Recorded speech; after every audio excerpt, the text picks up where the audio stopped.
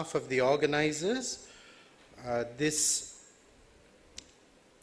event is co-organized by Yukthi, which is a Sri Lankan voluntary collective of organizations, activists, academics, and researchers who are engaged in trying to understand better our social reality and to come up with responses which are based on people's needs. This is one of a series of events and initiatives organized by Yukthi in the last few months, which will carry on into the future. These include public events such as this, webinars which take place with international experts, and ongoing research and advocacy. This event is also hosted by the Ideas Network, an international global network of heterodox economists who seek to develop alternatives to mainstream economic ideas and to take these forward through research and policy.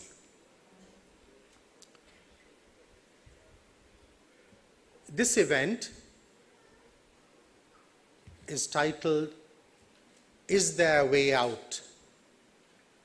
Is there a way out for Sri Lanka?" Of course, we believe there is, there can be, and there should be, and this is why we are here, and this is why our distinguished panel of speakers are here with us too. I will very quickly complete my welcome and introduction before handing over to Melanie Gunathilaka, who will say the same in Sinhala, and then we will pass it on to the moderator, Dr. Ayilan Kadirgamar of Jaffna University, who will say a few words in Tamil before introducing our speakers. The speakers will make their remarks for about 15 minutes or so, and thereafter we will move on to an open question and answer, where we look forward to receiving as many questions as possible from those of you who have come here. Thank you so much, and which of course our speakers will do their best to respond to in the time that they have.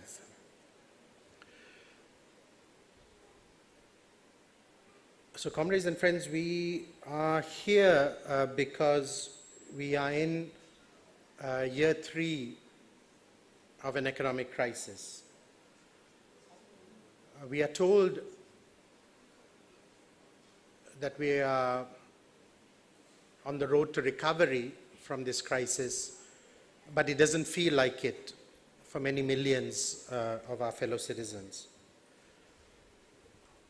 We are in year 2 of a sovereign debt default, which means that we are also extremely limited in our access to external development financing. And we are a little over a year from year 1 of Sri Lanka's 17th IMF agreement since 1965. So for Yukthi, it is imperative for us in what we anticipate is an election year leading up to another election of our legislature.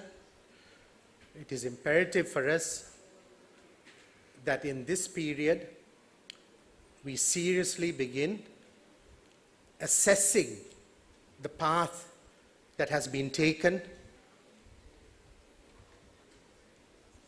by the current regime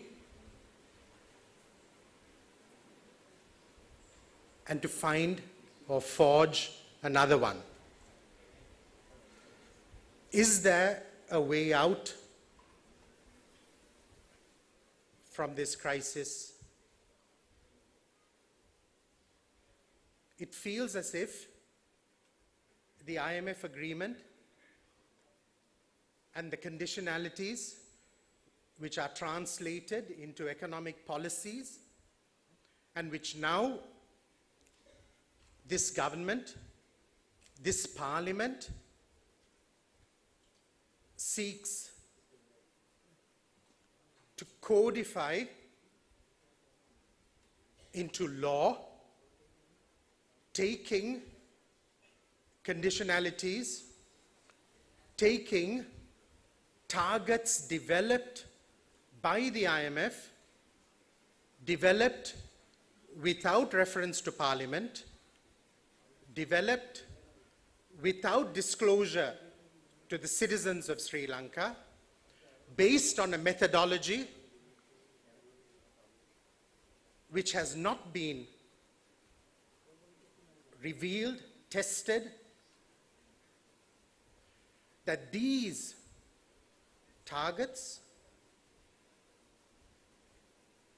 these indicators, these parameters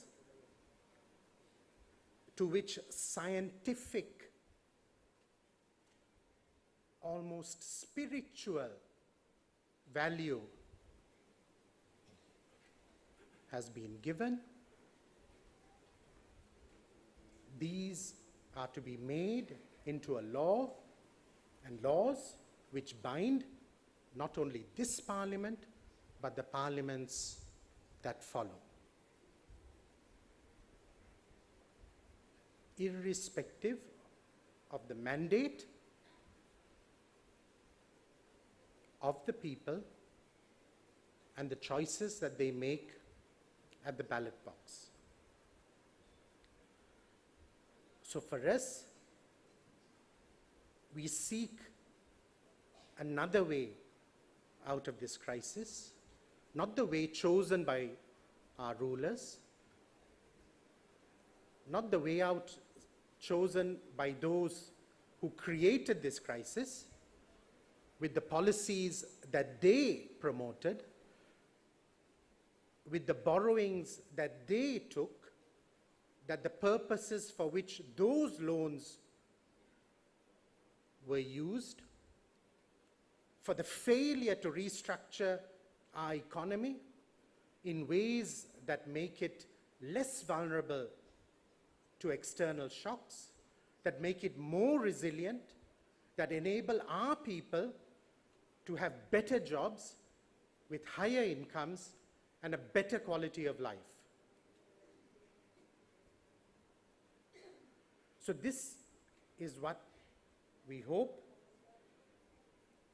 and during their time with us here, our guests from the Ideas Network will be interacting with political party representatives, will be interacting with civil society activists, will participate in media programs to be able to share their experiences from the many, many countries that they have studied, the many experiences that they have evaluated and assessed, to share their learnings with us and to give us the confidence that so many lack, that indeed there must always be alternatives. Thank you. Melanie.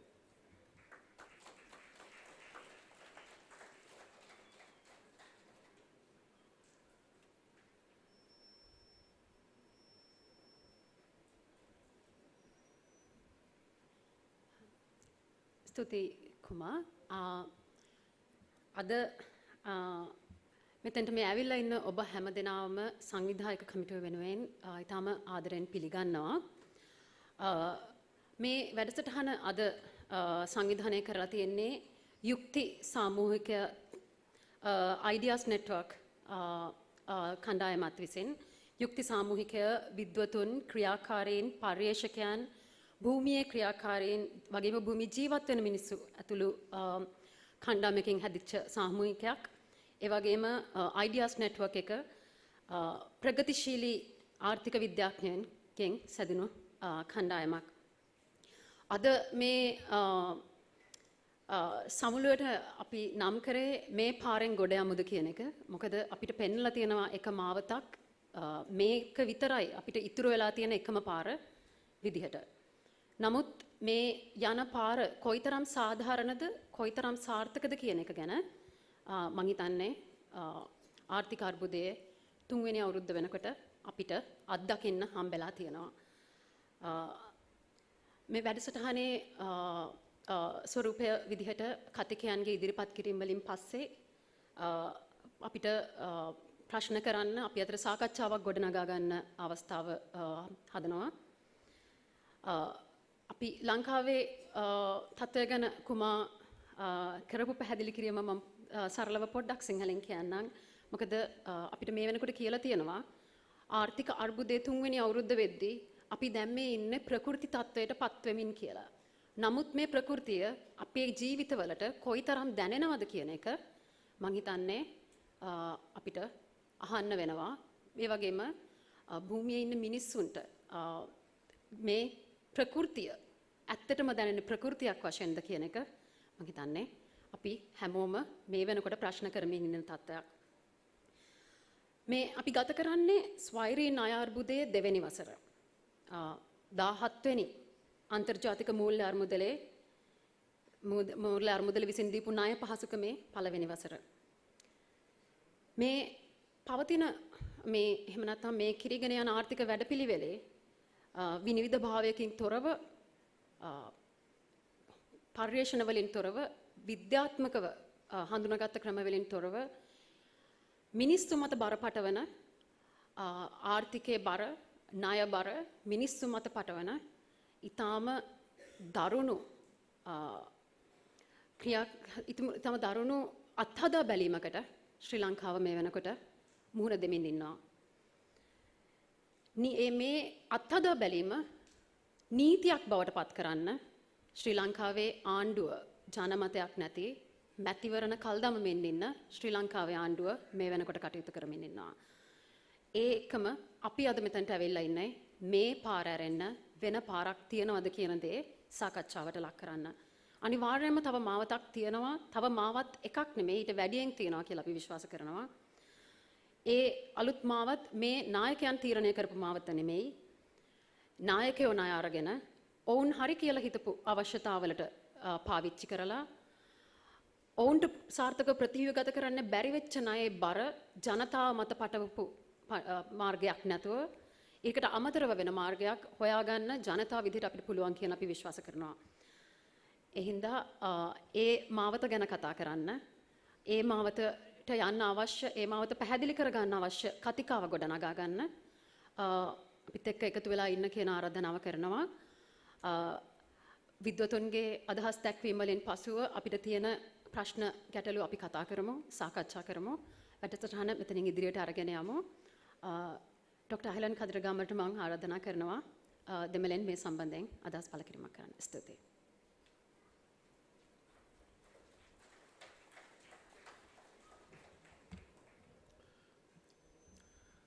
எல்லோருக்கும் மாலை வணக்கம். இந்த நிகழ்வு, அதாவது இந்த தடவை சரியாகுமா, கடன் மறுசீரமைப்பு, சர்வதேச நிதி நாணயம் மற்றும் இலங்கையின் எதிர்காலம் என்ற தலைப்பில் இந்த நிகழ்வு யுக்தி சமூக அமைப்பும் மற்றும் சர்வதேச அபிவிருத்தி பொருளாதார அறிஞர்களுடைய அமைப்பும் இணைந்து முன்கொண்டு போகின்றது. ஒரு சில நாட்களாக இங்கு 7 சர்வதேச நிபுணர்கள் வந்திருக்கின்றார்கள், பொருளியலாளர்கள் வந்திருக்கின்றார்கள். அவர்கள் இலங்கையுடைய தற்போதைய பொருளாதார நிலைமை, உங்களுக்கு தெரியும், இலங்கை ஒரு வருடத்துக்கு முன்பு அதனுடைய 17வது ஒப்பந்தத்தை சர்வதேச நிதி நாணயத்துடன் மேற்கொண்டிருந்தது. 2 வருடங்களுக்கு முன்பு இலங்கை வெளிநாட்டு கடன்களை கட்டாத நிலைமை காணப்பட்டது. கடந்த பல வருடங்களாக ஒரு ஆழமான பொருளாதார நெருக்கடிக்குள் மூழ்கி போயிருக்கும் எங்களுடைய பொருளாதாரம் எவ்வாறு இருக்கின்றது? இவ்வாறான நெருக்கடி தான் வேறு நாடுகளிலையும் இருக்கின்றதா? குறிப்பாக இந்த ஐடியாஸ் வலயம், இந்த சர்வதேச அபிவிருத்தி பொருளியலாளர்களுடைய வலயம் ஆசியா, ஆப்பிரிக்கா மற்றும் தென் அமெரிக்கா நாடுகளை சேர்ந்த பொருளியலாளர்களுடைய வலயமாக இருக்கின்றது. இந்த நாடுகள் பலவற்றிலோ ஏறத்தாழ 50 நாடுகளுக்கு மேற்பட்ட நாடுகள் கடன் பிரச்சனையில் சிக்கிப்போயிருக்கின்றார்கள். இவ்வாறான விடயங்களையும் எங்களுடைய பொருளாதாரத்துடைய எதிர்காலம் எவ்வாறு நாங்கள் இப்போ இருக்கும் ஒரு பொறிக்கிலிருந்து வெளிவரலாம், இதற்கான முன்மொழிவுகள் என்ன, இதற்கான படிப்பினைகள் என்ன என்ற போன்ற விடயங்களை இங்கு கலந்துரையாட வந்திருக்கின்றார்கள். அவர்கள் இங்கிருக்கும் பொருளியலாளர்கள், செயற்பாட்டாளர்களுடன் கலந்துரையாடுகிறார்கள். அதே நேரம் இங்கிருக்கும் இலங்கையில் இருக்கும் சில அரசியல்வாதிகளுடனும் இந்த பேச்சுவார்த்தைகளை மேற்கொண்டு வருகின்றார்கள். அந்த விதத்தில் இன்றைய கலந்துரையாடலும் ஆரோக்கியமாக இருக்கும் என்று நம்புகின்றேன். அவர்களுடைய உரைகள் ஆங்கிலத்தில் மேற்கொள்ளப்படும், ஆனால் அதற்கு மொழிபெயர்ப்பு இருக்கும். அவர்களுடைய உரைக்கு பிறகு உங்களுக்கு எல்லாருக்கும் கேள்வி கேட்கிற ஒரு வாய்ப்பும் கிடைக்கும். நன்றி, வணக்கம். Now I will switch to English as I moderate this discussion. We are really fortunate and honored to have a number of international economics experts visiting Sri Lanka this week. 7 of them from different countries are here with different backgrounds. But today, for this panel, we have 3 distinguished speakers. And I will introduce them, and each of them will make their presentations. And following the presentations, there will be a question and answer session with all of you. I will be moderating that. I would ask that you keep your questions brief so that we can accept as many questions and as many perspectives. Let me introduce the speakers in the order in which they are going to be speaking. The first speaker will be Dr. Charles Abugray, who's the Executive Director of the International Development Economics Associates. He's also a long-time a development researcher and a professional as well, has extensive experience working in Africa. He's from Ghana. In fact, Dr. Abugray visited Sri Lanka last year, just a few weeks after the IMF agreement, for the first consultation with Ideas Network. and ideas has been very keen to support in any way possible with Sri Lanka's economic recovery. And we are very grateful that he's made it all the way here again for these discussions. Our second speaker will be Professor Martin Guzman. He's a professor at the Columbia University in New York in the United States. But he was also the former Minister of Economy, which included the portfolio of finance, the finance minister of Argentina when it went through one of the largest IMF programs in history. So he was part of that debt restructuring process as a minister, has extensive experience negotiating with the IMF. So we really look forward to getting his views on how we can move forward, what are the challenges in charting a path out of the very deep austerity measures that are affecting our society. Our third speaker will be Professor Jayati Ghosh, who had a long career at the Jawaharlal Nehru University. I think many of you might have known her at that time. And now she's currently professor at the University of Massachusetts, Amherst. She's also on a number of high-level panels in the United Nations on issues such as taxation and rethinking the international financial architecture. I must say that both Professor Guzman and Professor Ghosh are coming very recently from the Vatican in Rome, and where the Pope has just also made a statement which is, I think, very relevant for us, that there should be consideration for debt forgiveness. There was the Jubilee movement that called for debt forgiveness in 2000, and the next 25 years, which falls next year, that it should again be considered. So they are very much both, all three of them are practitioners who look at the challenges of debt restructuring within countries, but also part of trying to create a new, more just, more equal financial architecture so that countries like Sri Lanka don't repeatedly go into this kind of debt trap. As all of you know, this is our 17th IMF agreement, but this is the first time we have defaulted, which brings about new challenges. The IMF is playing the role as both lender as well as arbiter. Is there a conflict of interest? What does that mean for Sri Lanka? How does Sri Lanka chart a way in which to recover without going into what has happened in many Latin American and African countries, repeated defaults? We've already had repeated IMF agreements, but how do we ensure that we don't go into repeated defaults? So I think in the presentations today, we will learn that it is not just Sri Lanka that is going through this kind of crisis, that this kind of austerity has devastated so many countries around the world, in Latin America, in Africa, in Asia.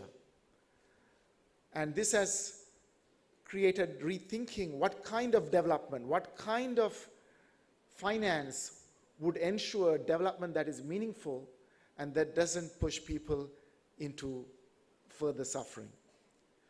We are going to learn about what we can do within the contours of an IMF agreement.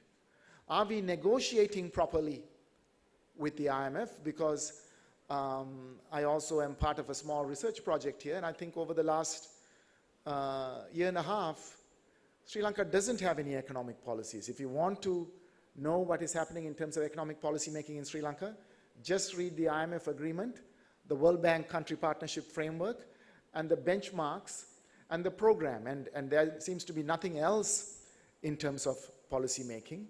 But even within that, did we negotiate adequately? Or are we going to give even further of our resources to the international creditors and the bondholders who have extracted so much already from us? And then we're also going to look at the IMF is not what the IMF was when it was started in 1944 in Bretton Woods. It has changed. What is happening internationally in terms of reform of the IMF, and what can be done outside of the IMF? So these are the burning questions, I think, here in Sri Lanka, and I can't think of a better panel to address these questions. And again, we also look forward to your engagement and your questions as we continue to think about how to take this forward. Thank you. And now I invite Dr. Charles Abugray to make his presentation. Thank you.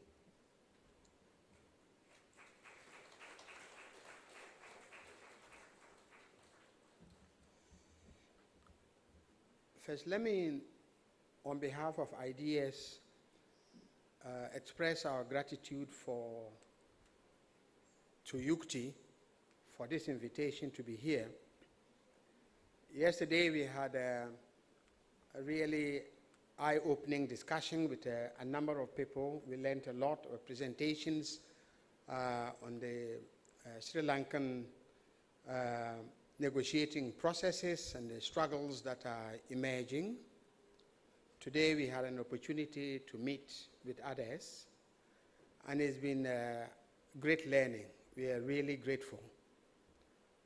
A year ago, as Ahilan said, myself and Professor Chandrasekhar were here in March, just as after Sri Lanka signed the agreement with the IMF. Professor Chandrasekhar is also here, just that he's a little indisposed. I think he has a stomach upset, so it's a pity that he can't participate in this forum. Let me also, before I kick off, say that Professor Jayati Ghosh, when she introduces herself, she says, "I teach economics." She omits to say she was the co-founder of IDS more than 20 years ago and remain a key player in IDS. Over 20 years, she and others combined full-time teaching and research with volunteering over these 2 decades to get IDS going. Today we can say IDS has grown across the global south thanks to their efforts. So, Professor Ghosh, I shall always remind you that you are IDS, in addition to teaching economics. So, last year in March, when we were here, just as I said, Sri Lanka had signed an agreement with the IMF, the 17th IMF agreement. My country was also negotiating its 17th IMF agreement. My country had experimented, or was made for the first time, to do 2 sets of restructuring. Restructure to meet external debt obligations and undertake domestic debt restructuring. In the forum that we had, I think it was at the library, we did warn at the time that domestic debt restructuring would be visiting Sri Lanka. it did not take a long time before we heard that in fact Sri Lanka was made as the second country to undertake domestic debt restructuring. So the two countries, my country and yours, since 2007, very rapidly accumulated international sovereign bond debt. Very rapidly. Sri Lanka has a higher per capita income than Ghana. Nevertheless, our debt structure is exactly the same. So, a poorer country, a slightly richer country, were both pushed into international sovereign bonds. And we are not the only two. And we are not the only two suffering a debt distress. There are 50 or more who are suffering debt distress, in the process of debt restructuring, preparing for debt restructuring, or taking very harsh measures to avoid a formal agreement with the IMF whilst implementing IMF-type programs. It is a global issue. Why and how did we come here? I shall leave that for Professor Ghosh and Martin to explain further. But here we are. And austerity is not accidental to an IMF program and debt restructuring. The purpose of the restructuring is precisely to reduce aggregate demand, to squeeze aggregate consumption. You squeeze that so that it's savings to pay the debt.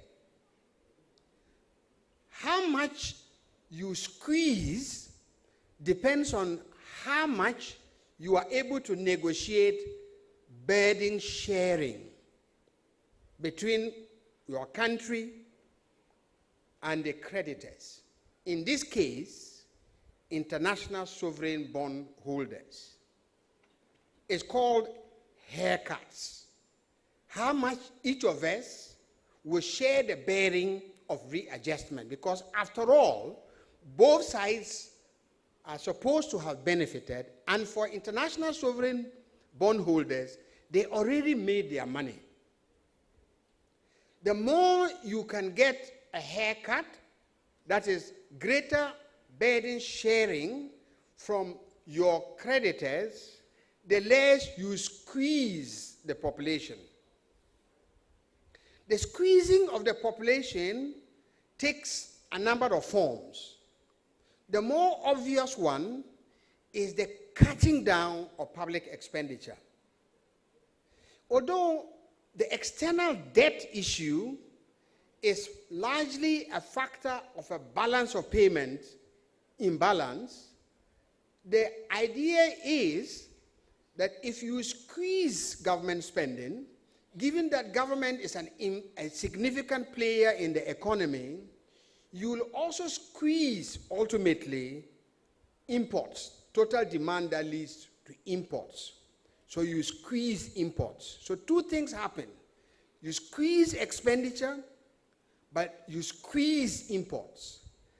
The import squeeze allows for a balance. That means you are importing less, you are saving more in foreign exchange, and hopefully you find other ways to bring in additional foreign exchange, to service your debt and to grow.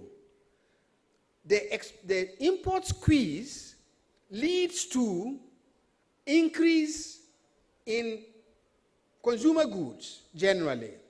And if Sri Lanka is like my country, that is very dependent on imports for everything from sugar to shoes, then the less imports there is, the higher the prices.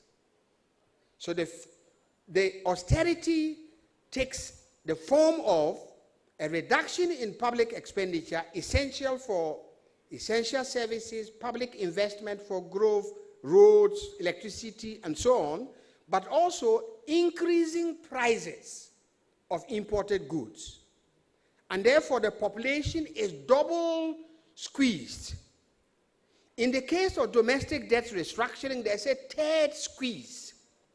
The third squeeze, as has happened in Sri Lanka, is that the long-term savings are basically captured in order, so the haircut goes there in order for debts to be repaid. In my country, we successfully campaigned against domestic debt restructuring borne by pension funds. But the haircut domestically is borne by our commercial banks, and that has a long-term impact on growth and investment for recovery. So where does the austerity come from? It comes from government cutting of expenditure. It comes from deliberate increases in prices of imported goods. It hits consumption, it hits employment, and it hits household savings. And all of this is to create the space to pay debtors. And as I have said, there is no single IMF agreement. There is a formula. They have a debt sustainability framework. They have a particular package. That package, as we will hear from Martin and others, can be contested. That alternative frameworks can be put on the table for adjustment and more just and equitable burden sharing within the population, working class and the wealthy, and between the country and its creditors. That sharing of the burden is at the heart of the negotiations that have got to take place. And when it is said that the pain today, which is austerity, that is, if the government accepts that there is a pain at all, that there is a benefit tomorrow, that benefit tomorrow is not certain. It depends on the nature of the adjustment. If it were certain, Sri Lanka would not be on its 17th IMF agreement. We would have solved that problem. The fact that we are repeatedly having agreements and restructuring means that something is not working. And therefore, the pain can be reduced, it can be redistributed, and different mechanisms of adjustments are possible. And we will hear that a little bit more from Jayati and Martin. But this is a political process. It is not a purely economic process because, first and foremost, the IMF is not just a technical institution. It's an institution that serves the interests of private capital. It serves the interests of its main owners. And therefore, it is its interest to secure as much gains for its constituency as it is our interest to secure as much gains as possible for ourselves. And it is down to the nature of the negotiations and the alternatives that is put on the table. For working class people, it is the mobilization, organization, it is the protest, it is the collective voice, it is the insistence of a different formula of burden sharing and the refusal to accept that the only alternative is doomsday is the only way that an IMF agreement, when renegotiated, can be fair. Thank you.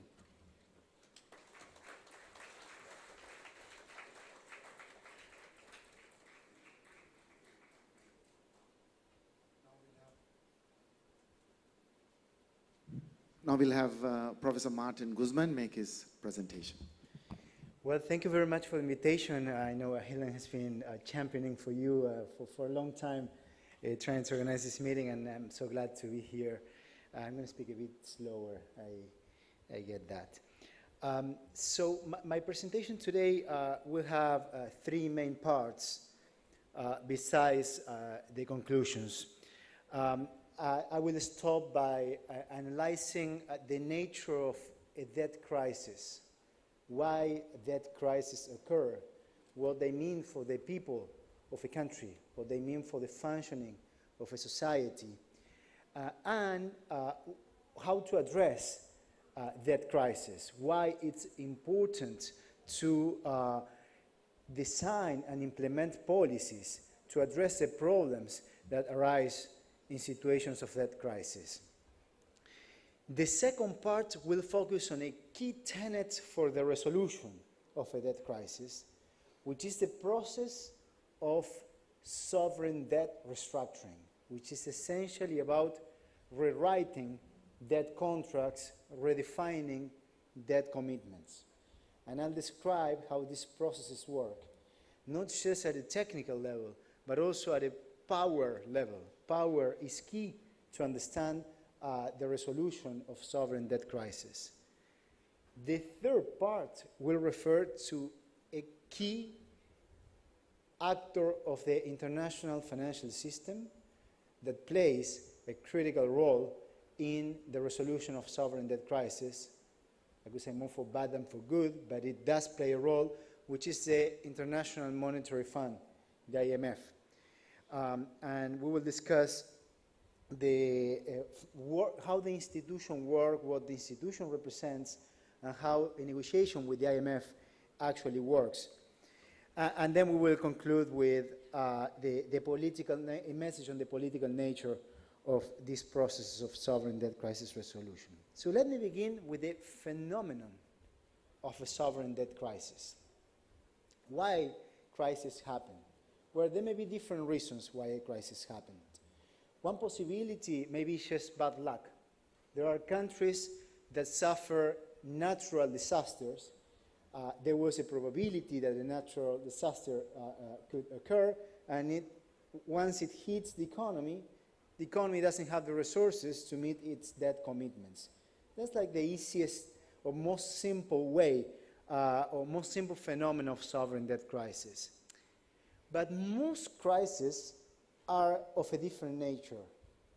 They reveal a failure of the economic system, of the productive system for the development, to deliver development for the nation. So debt commitments that are made at some point based on an expectation of two sides, the debtor and the creditor, that with certain probability they will be met, cannot be met when we see that the economic system fails. Debt crises can mark the lives of an entire generation. Generally, they are associated with unemployment, increases in poverty, increases in inequality, social distress, a sense of lack of hope, lack of opportunities, and of course, political instability as well.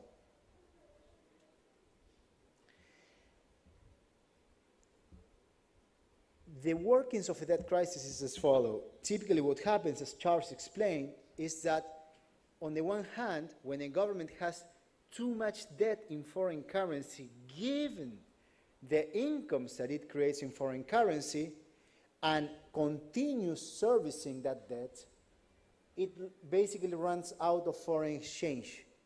When a country runs out of foreign exchange, it has problems for importing, for the imports, and imports are a key input for the production of the economy, so production tends to contract. At the same time, when there is a scarcity of foreign exchange, the value of the exchange rate depreciates.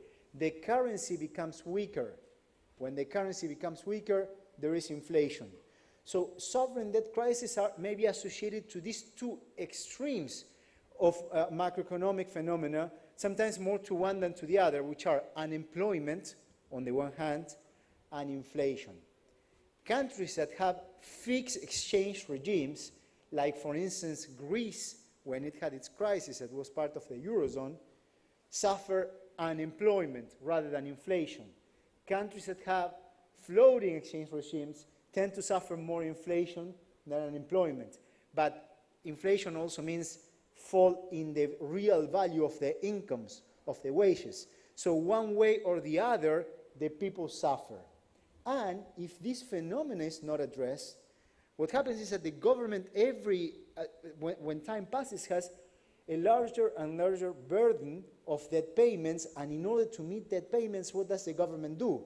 It cuts other expenses. Typically, those are easier to cut. What's the easiest, typically, around the world? Public infrastructure. You just reduce the investments in public infrastructure. Or certain expenses are critical for the development in the medium term of the nation, like education, health.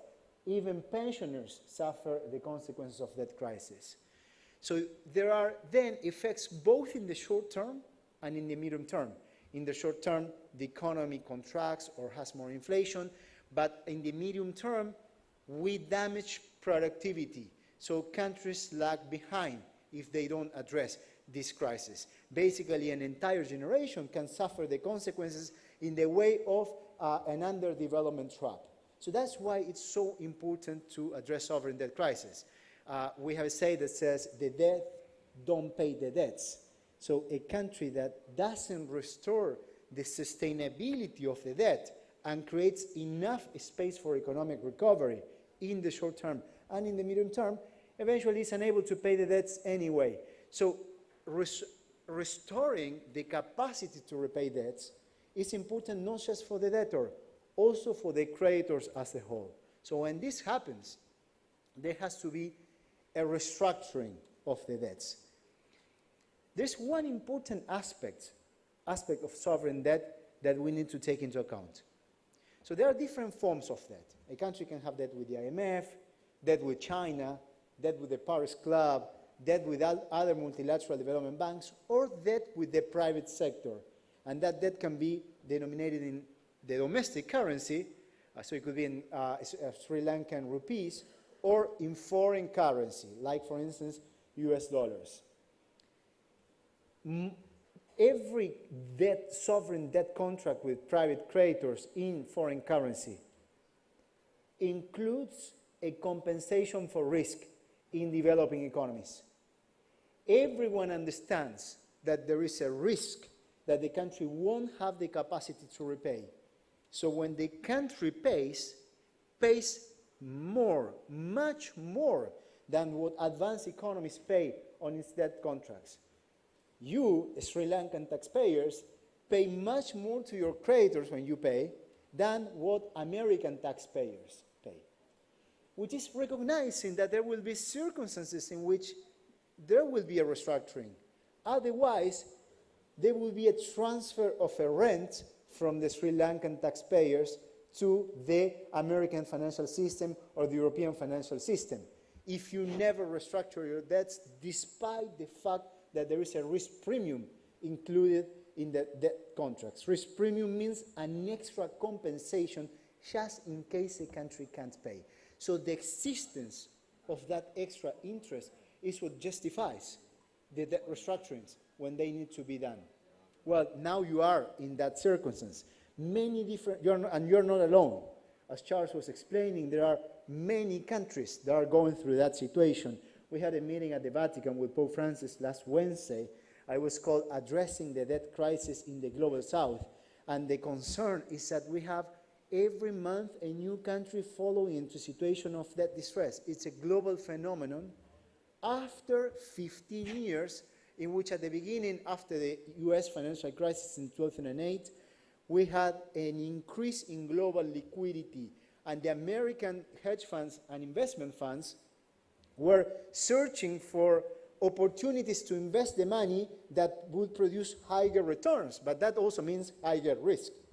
If you have higher returns and no higher risk, that tell me the recipe. That doesn't really exist. So everyone knew that they were taking higher risks. And then we had the pandemic. And then we had the war in Ukraine. And the Federal Reserve of the United States started to contract the amount of money in the global economy. There is a lower amount of US dollars now in the global economy. So it's more difficult for countries to find financing. So they cannot refinance the debts. What Sri Lanka is going through is the same that many other countries are going through. And that's why we are seeing debt restructurings, so many right now. We have had a phenomenon with certain similarities in the decade of the 1980s. After the crisis of the OPEC, the countries that export oil that colluded and the prices went up, and then again the Federal Reserve of the US increased the interest rates, and many countries suffer the consequences. And those who didn't address their crisis timely suffer enormously. Hyperinflations, crisis of unemployment. Those who addressed the crisis earlier did better. We're now at a juncture which has differences but also similarities. Again, you are not alone in this. So what's a debt restructuring then? Basically, what a country needs when it does the restructuring is to reduce the amount of debt that it owes, to reduce debt payments. There are different ways of doing this. If the problem is not too deep, maybe just with extension of maturities, maturity is the date when the country pays, maybe it's enough. But if the crisis is deeper, that's not enough. You need also a reduction of the interest rates or a reduction of the total value of the debt or a combination of all those options. And also, the country needs to negotiate with many different creditors. The private creditors from Wall Street, China, the Paris Club. Not only the country in crisis needs certain amount of relief, but also that amount of relief has to be somehow distributed among the different creditors. Who contributes what? So there are two levels of conflict. The conflict between the debtor, which means you, the taxpayers, who ultimately are who pay for the debt, and the creditors on the one hand. And the second level of conflict is a conflict among creditors. Typically, no creditor wants to go first in providing relief. It wants the others to go first, right? And then to try to get a better deal. Both levels of conflict are key for the way these processes are resolved. When it comes to negotiations with the private creditors, there is no international mechanism for restructuring these debts. These are contracts generally issued under the law of New York or the law of England.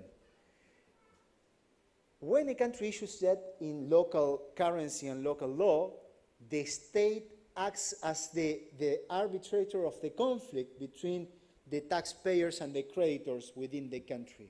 But when a country issues debt under foreign law, it loses that capacity to regulate over the conflict.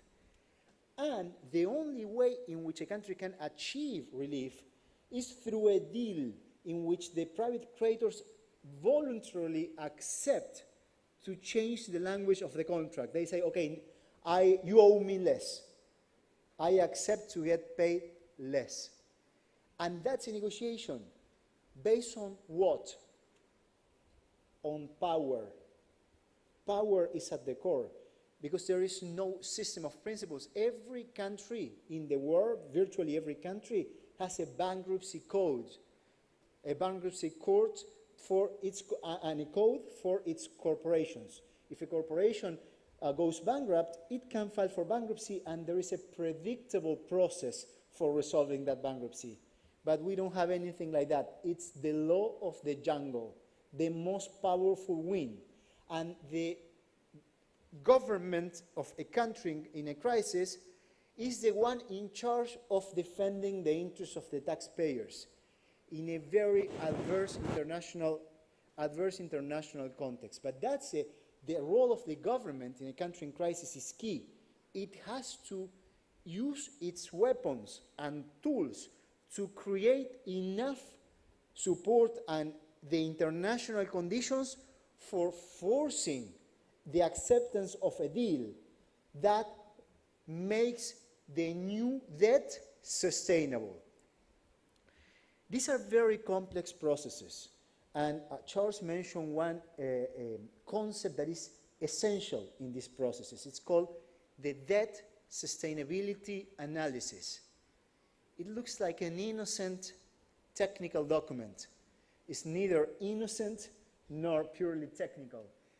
It's very political because it's about how to deal with conflict. Dealing with conflict is always a political process. Why conflict? Because there are not enough resources to meet all the promises. So we need to restructure those promises, and that naturally creates conflict. This debt sustainability analysis tells you how much relief you need, basically. Every country should be able to produce its own debt sustainability analysis, because if you are going to negotiate with the international community, you need to have your views. This is what I need, and then challenge the view of others.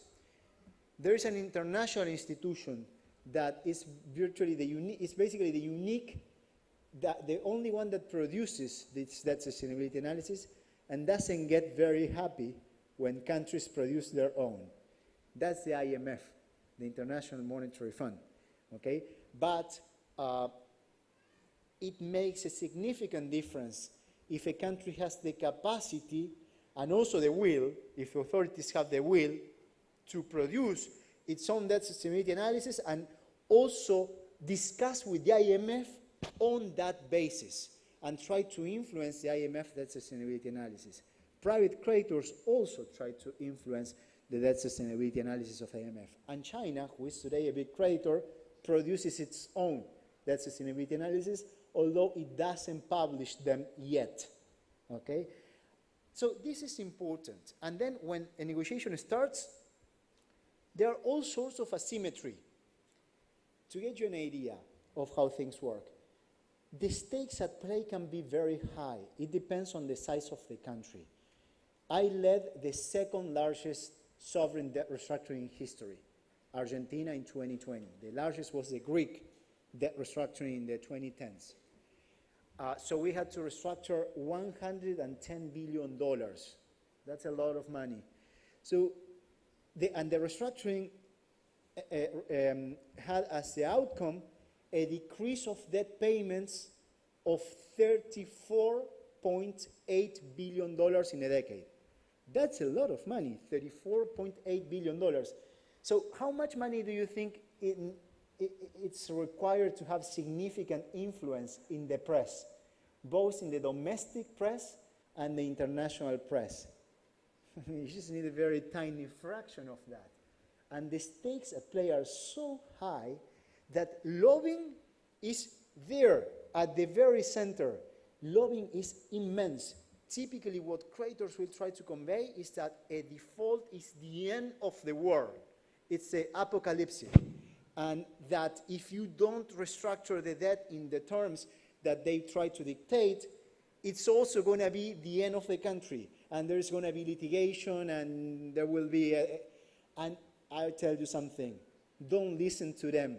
Just a little bit. So you listen to yourself, but not to them, because they are not going to defend the interests of the taxpayers of the country for these bonds in foreign currency and the foreign law. That doesn't mean that anything can be done, because a country wants to keep a healthy relationship with the international community as a whole. Isolation is never good for an economy. Financing from international development banks, the access of a private sector to international financing, those are important things for the production possibilities of the economy. But in every single episode of debt restructuring, the threats from creditors are overstated. They are, most of the times, almost empty threats. And they, however, leave a deep mark. because of the way the international and the domestic narrative is influenced, mainly in the press. So there are all these sorts of asymmetries. You could even find, and this depends on every country. In my country, this was a reality, a financing for campaigns, for political campaigns. So part of the political system could be in the hands of those that are negotiating with the representative of the taxpayers, which is a problem. Even the media could be funded by, I mean, not just the journalists, right, but at the top level. So all these asymmetries of power, of information, the lack of transparency, they are part of these processes. And it's important for the government to always keep in mind what objectives need to be achieved. And the number one objective is the restoration of debt sustainability. Secondary objectives are to try to minimize litigation, if possible, but conditional on restoring debt sustainability, and that way giving the necessary conditions to the country to restore economic growth. That's not sufficient. A debt restructuring is only a necessary condition, not a sufficient one. But without it, a country cannot really recover. So let me now move to the third part, the IMF, if I have 5 minutes. IMF, another complex institution. This is like, if you really want to create an institution that, if you think how to create that kind of institution and you want to do it that way, I don't think you will manage. It's really incredible the way it works. It's like it looks more like a science fiction movie, and I know this institution very well. I actually, as Ahilan told you, I had to negotiate a refinancing loan. Argentina in 2018 borrowed the largest amount ever from the International Monetary Fund. It was a political loan. So by then, the US government, Donald Trump's administration, wanted to support Argentina's government, basically approved the largest loan ever, and Europe was silent about it. It was a terrible thing for the country, a terrible thing. And then when I was the finance minister, I had to the country didn't have $45 billion to repay the IMF, so I negotiated a refinancing deal. Basically, we changed the terms of the agreement to avoid that the country will go into the stabilizing spiral.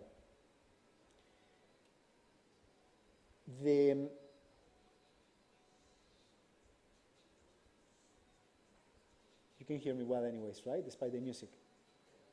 Good.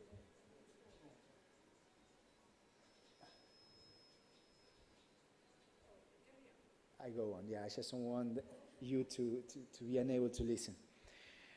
So as I was telling you, the IMF. What's the IMF? It's a multilateral institution whose shareholders are the countries, the sovereign nations of the world. Okay, so it has about 190 members today. It was created in 1945, year of the end of World War II. We saw what happened in the global economy when we had so much instability. It led to political instability, it led to a world war, and we don't want to live in a world like that one. So we needed to fix, and it was healthy for the global economy to create a multilateral system, an international rule of law, with institutions that presumably would contribute to a more prosperous and stable environment, that it would also be conducive to peace, global peace. The IMF was one of these institutions created in Bretton Woods, northeast of the US, very close to where I did my PhD in economics. I studied at Brown University. It's a small town where leaders of the world met and agreed on the creation of a multilateral system that has been evolving since then, but whose main tenets are still in place today. The role of the IMF was supposed to be to contribute to the stability of the global economy, the global financial economy. So what's the situation when a country has all of a sudden a significant shortage of foreign exchange, doing the adjustment immediately may be too costly. If the value of your imports is limited to the value of your exports because there is no credit, and the value of your exports plummets, you need, in the absence of international assistance, a significant contraction in imports. And how do you get the contraction in imports? Through a contraction of the economy. So we understood, we were not alive. I mean, at least I was born in 1982, certainly not alive by then. But we as the humanity understood that it made sense to create an international institution on the principle of solidarity. A country that didn't need an adjustment, or the countries that didn't need an adjustment and had the capacity to provide assistance, would assist the one that needed the adjustment. The adjustment to ease, the support to ease the speed of the adjustment. That was the idea. That's what a British economist, famous historic figure, John Maynard Keynes, would have wanted, what he pushed for when the IMF was created. Well, it was supposed to be an institution based on the principle of, founded on the principle of solidarity. It's an institution that works on the basis of politics, on the basis of power.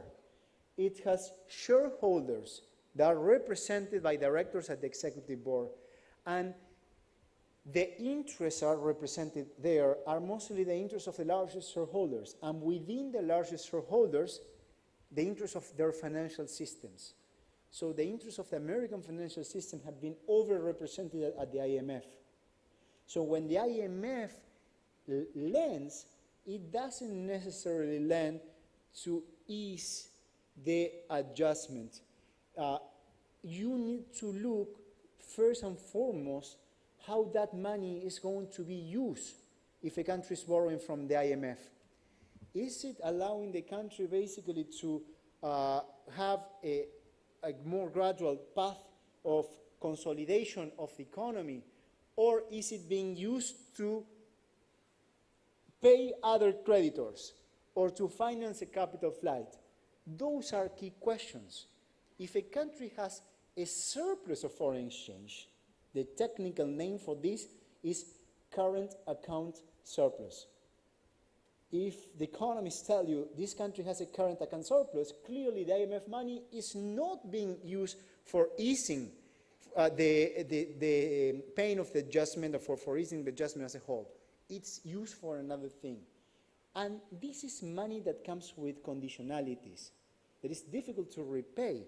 To repay the IMF, you either need to create significant surpluses of foreign exchange, or you need to recover access to the international credit markets and borrow again in the international credit markets to pay the IMF. But it is unlikely that in the situation in which a country wants to borrow from the IMF, or in a situation in which many countries at the same time, like now, are having crisis, there will be access to the international credit markets for those countries. It is not unlikely, it's virtually impossible. Capital flows in the global economy behave in the following way. When there is a global shock like now, a war, money flows to the advanced economies. Capital flows are what we call counter-cyclical. They go against the wind for the advanced economies, but pro-cyclical for the economies of the South. That means that when they are mostly needed, you get less of them. So these are not the times in which countries from the South will regain access to international credit markets. So they will not be able to pay the IMF if they borrow from the IMF. They will have to keep a relationship with the IMF for a long time. This is also happening to my country, and it creates significant troubles of all sorts, not only economic. So again, it's so important to understand, number one, what the IMF money is used for, and number two, that money comes with conditionalities. And those conditionalities may not be the ones that the citizens of a country want, because they are largely influenced by the largest shareholders or the interests they represent, not by the labor minister of or the energy minister of the partner country for you or for your own country. No, it's going to be influenced by the interests defended by the finance minister of the advanced economies, and typically, as I said before, the financial interest therein. In any negotiation, the government has to be holding the wheel, and it needs to have a program. The IMF is highly secretive. It doesn't want much public discussion of the negotiations. That's not the right way of doing this for a country. So actually, in my country, I did involve Congress in a different political situation in order to have a complete, transparent negotiation. If a government doesn't have a clear view or doesn't present to the society and to the international community a plan, what tends to have is that the IMF staff has an easier time in the negotiation. So you need to define what you want when you are doing a negotiation, what the objectives are in terms of the economic policies. And in a country that had a failure of the economic system, needs a set of policies to transform its economy, to create more productivity. Typically that requires, it will of course depend on every country, but typically that requires more investment in human capital, more investment in the public infrastructure that will create more productivity for the private sector, and lowering expenses that are less important for productivity. At the same time, certain degree of fiscal responsibility, in the sense that whatever fiscal plan the government has to be financeable. It has to be financed in a way that doesn't create further problems down the road. So the fiscal part, the monetary part, the productive policies all have to be included in the program.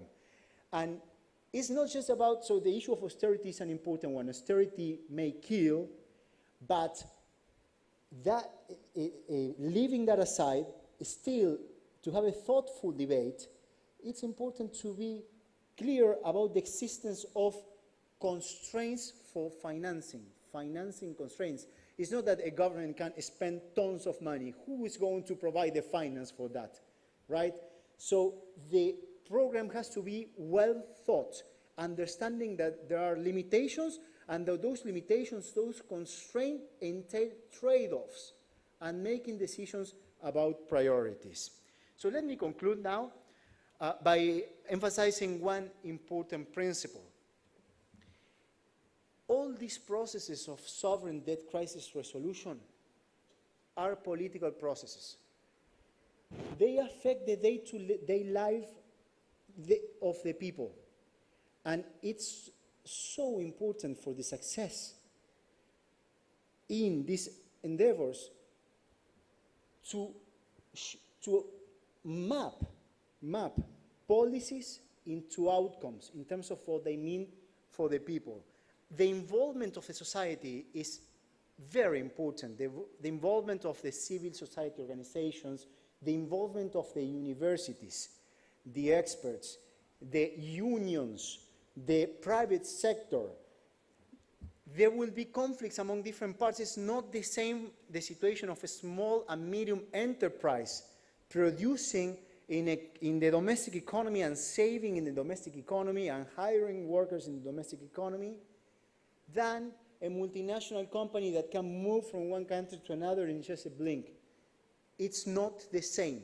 So there will be different interests. But as a whole, in order for this process of sovereign debt crisis resolution to be effective, the society needs to somehow converge to a point of understanding also knowledge and representation, political representation, that allows the group as a whole, the society as a whole, to be effective in the international fights that are part of these processes. So I wish you all the best in your own challenges. Thank you.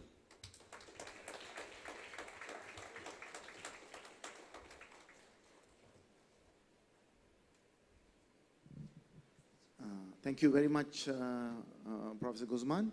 Now we have Professor Jayati Ghosh's presentation. It is such an honor and a privilege to be here and to be part of what I hope is going to become really a vibrant civil society movement, as Martin has been describing. I think both Charles and Martin have already talked about so much and so many of the important points that what I'm doing is really providing a few footnotes to that discussion that I think would round it off. You heard already, I think, from both of them, how Sri Lanka is not alone, Sri Lanka is not unique.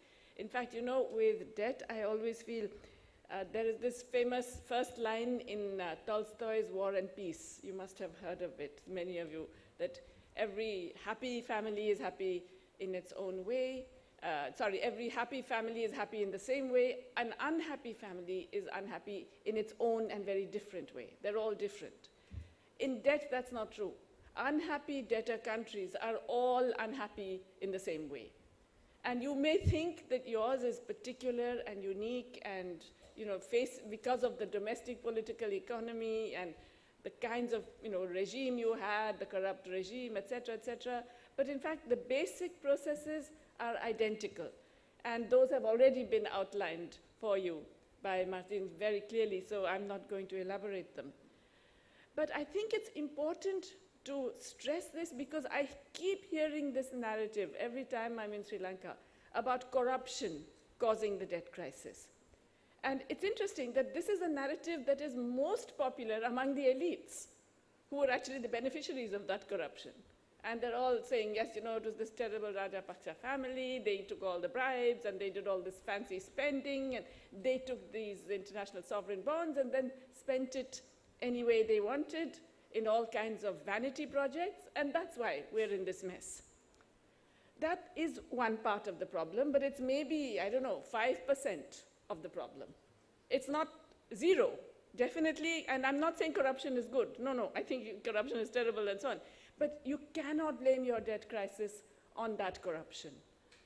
Because many countries, there are 72 right now, whom the IMF has identified as in debt stress. Many of these countries did not have corrupt governments. Many of them did not misspend the money that they had borrowed. Zambia, for example, was investing in infrastructure and in all of the things that it's supposed to be doing with the debt. It is global changes that causes all of them to fall prey to the same kinds of disease at the same time. There is, of course, the fact that how did all these countries get into so much debt? What is this whole international sovereign bond thing? You never had international sovereign bonds until very recently. I think in Sri Lanka it started in 2009. And the really big increase comes after 2014. So how come? Is it because Sri Lanka decided that it was a good idea and went out in the market? No, it's because the market decided that Sri Lanka should be the beneficiary of investments in these sovereign bonds. And what was happening in Sri Lanka was happening in many, many other countries. You will have heard the terms emerging markets and frontier markets, right? So emerging markets are the countries that the World Bank identifies way back in the 1980s as the countries, usually middle-income countries, that can get access to global capital markets. Okay? By the 2000s, you have this new term, frontier markets. Which are those? These are the countries that could never get access to capital markets because they were seen as too risky. They were low-income countries, they were prone to various kinds of shocks, they had very high concentration of exports, and basically, international capital wouldn't touch them. But after the global financial crisis, now remember that happened in the United States. It began in the United States, the one that is going around telling everybody about how they have to now manage their financial systems. Yeah? that one had such terrible implications for the global economy that the advanced economies released huge amounts of what we call liquidity, money supply into the system. They pushed huge amounts of resources onto the banks. Basically, you're putting the patient on life support. You're giving constant blood transfusions of money to keep that global capitalism functioning. So these big banks were given huge amounts of resources at very, very low interest rates, and they're looking for somewhere to put it. So there's all this money sloshing around the globe. And that's why many emerging markets like Sri Lanka suddenly get access to lots of these bonds. And in fact, you have potential bondholders actually coming and suggesting to governments, you should consider this. It's a very cheap way of getting money. It's much better than your domestic interest rate, even if you don't necessarily need it for your foreign exchange requirement. You have this money sloshing around the globe to countries like Ghana, to countries like Chad, to countries like Zambia. All kinds of countries suddenly got lots of private loans because it was seen as, well, it's zero-cost money, so we can put a little bit here. Doesn't really matter very much. We can get a benefit, some profit we will make from it. But of course, you're very risky. So we are going to ask for very high returns because you might default. And so we are insisting that we will give you this money, but it will be much higher in terms of the return than we would expect for the United States or for the European economies or for many of these other economies. Now, in the Sri Lanka case, there was a further issue. It's actually shocking to realize that you have had 48 years of IMF agreement since 1965. Out of how many? I mean, that tells you something. And that tells you something not just about Sri Lanka. It tells you much more about the IMF. Okay? Many of the things that Martin has described, you don't even need, you can just look at that one figure and say, oops, there's a problem here. And really, what was happening in, let's say, 2014, Sri Lanka was at that time in an IMF agreement. It was having difficulty repaying its loans from the World Bank and the IMF. Yes, because the Rajapakshas had also invested it in lots of white elephant projects, etc. Okay, so there were all these issues. They are encouraged by the IMF to go to the international bond market and issue bonds, and then that money is used to pay off the IMF and the World Bank. Now, there is a term in economics, Ponzi financing. There was a famous speculator called Ponzi in New York in the early 20th century, who basically promised everybody 30% loan returns. And the way he did it is, he tells you, I'll give you 30% return, you give your money to me, and then I tell the next person, he says, okay, 30%, and I take his money and repay the first guy. You borrow to repay the loans that you have taken. And we know that that has to end in tears, right? That's a pyramid scheme, it's going to collapse. The IMF's It happened under the IMF's watch. The IMF had a program, it was cheering the Sri Lankan government on in doing this issue of ISBs. Davos, the World Economic Forum, celebrated your finance minister, your prime minister, your president for doing all of this. So there is a serious culpability of this international financial institution, and that culpability is very much part of what Martin was saying. Whose interests is it serving? Is it serving the interests of the country that is taking this loan? Because you know that that loan eventually is going to become this huge problem and you're going to have a major debt crisis? Or is it serving the interests of the financiers who are looking for profitable avenues to park their wealth? Okay? If that is the case, and we now have this knowledge about what the IMF is doing, it really means that we have to change the way we look at it. And exactly as Martin said, it's political. It's not just this technical thing, okay? It's not about the debt sustainability analysis, which is the gold standard of this analysis, and they have all the answers about whether your debt is sustainable or not. You will have to accept their numbers, not just you, the Paris Club, the Global Debt Roundtable, the Common Framework, everybody accepts the IMF's numbers. But the IMF is not going to tell you exactly its methodology. Because in fact, if they do, they know they'll be found out. You would think something so important, so serious, would actually be widely known. It should be up on the website. These are the data we are using. This is our model. These are the assumptions. These are the numbers we've used. They don't do that.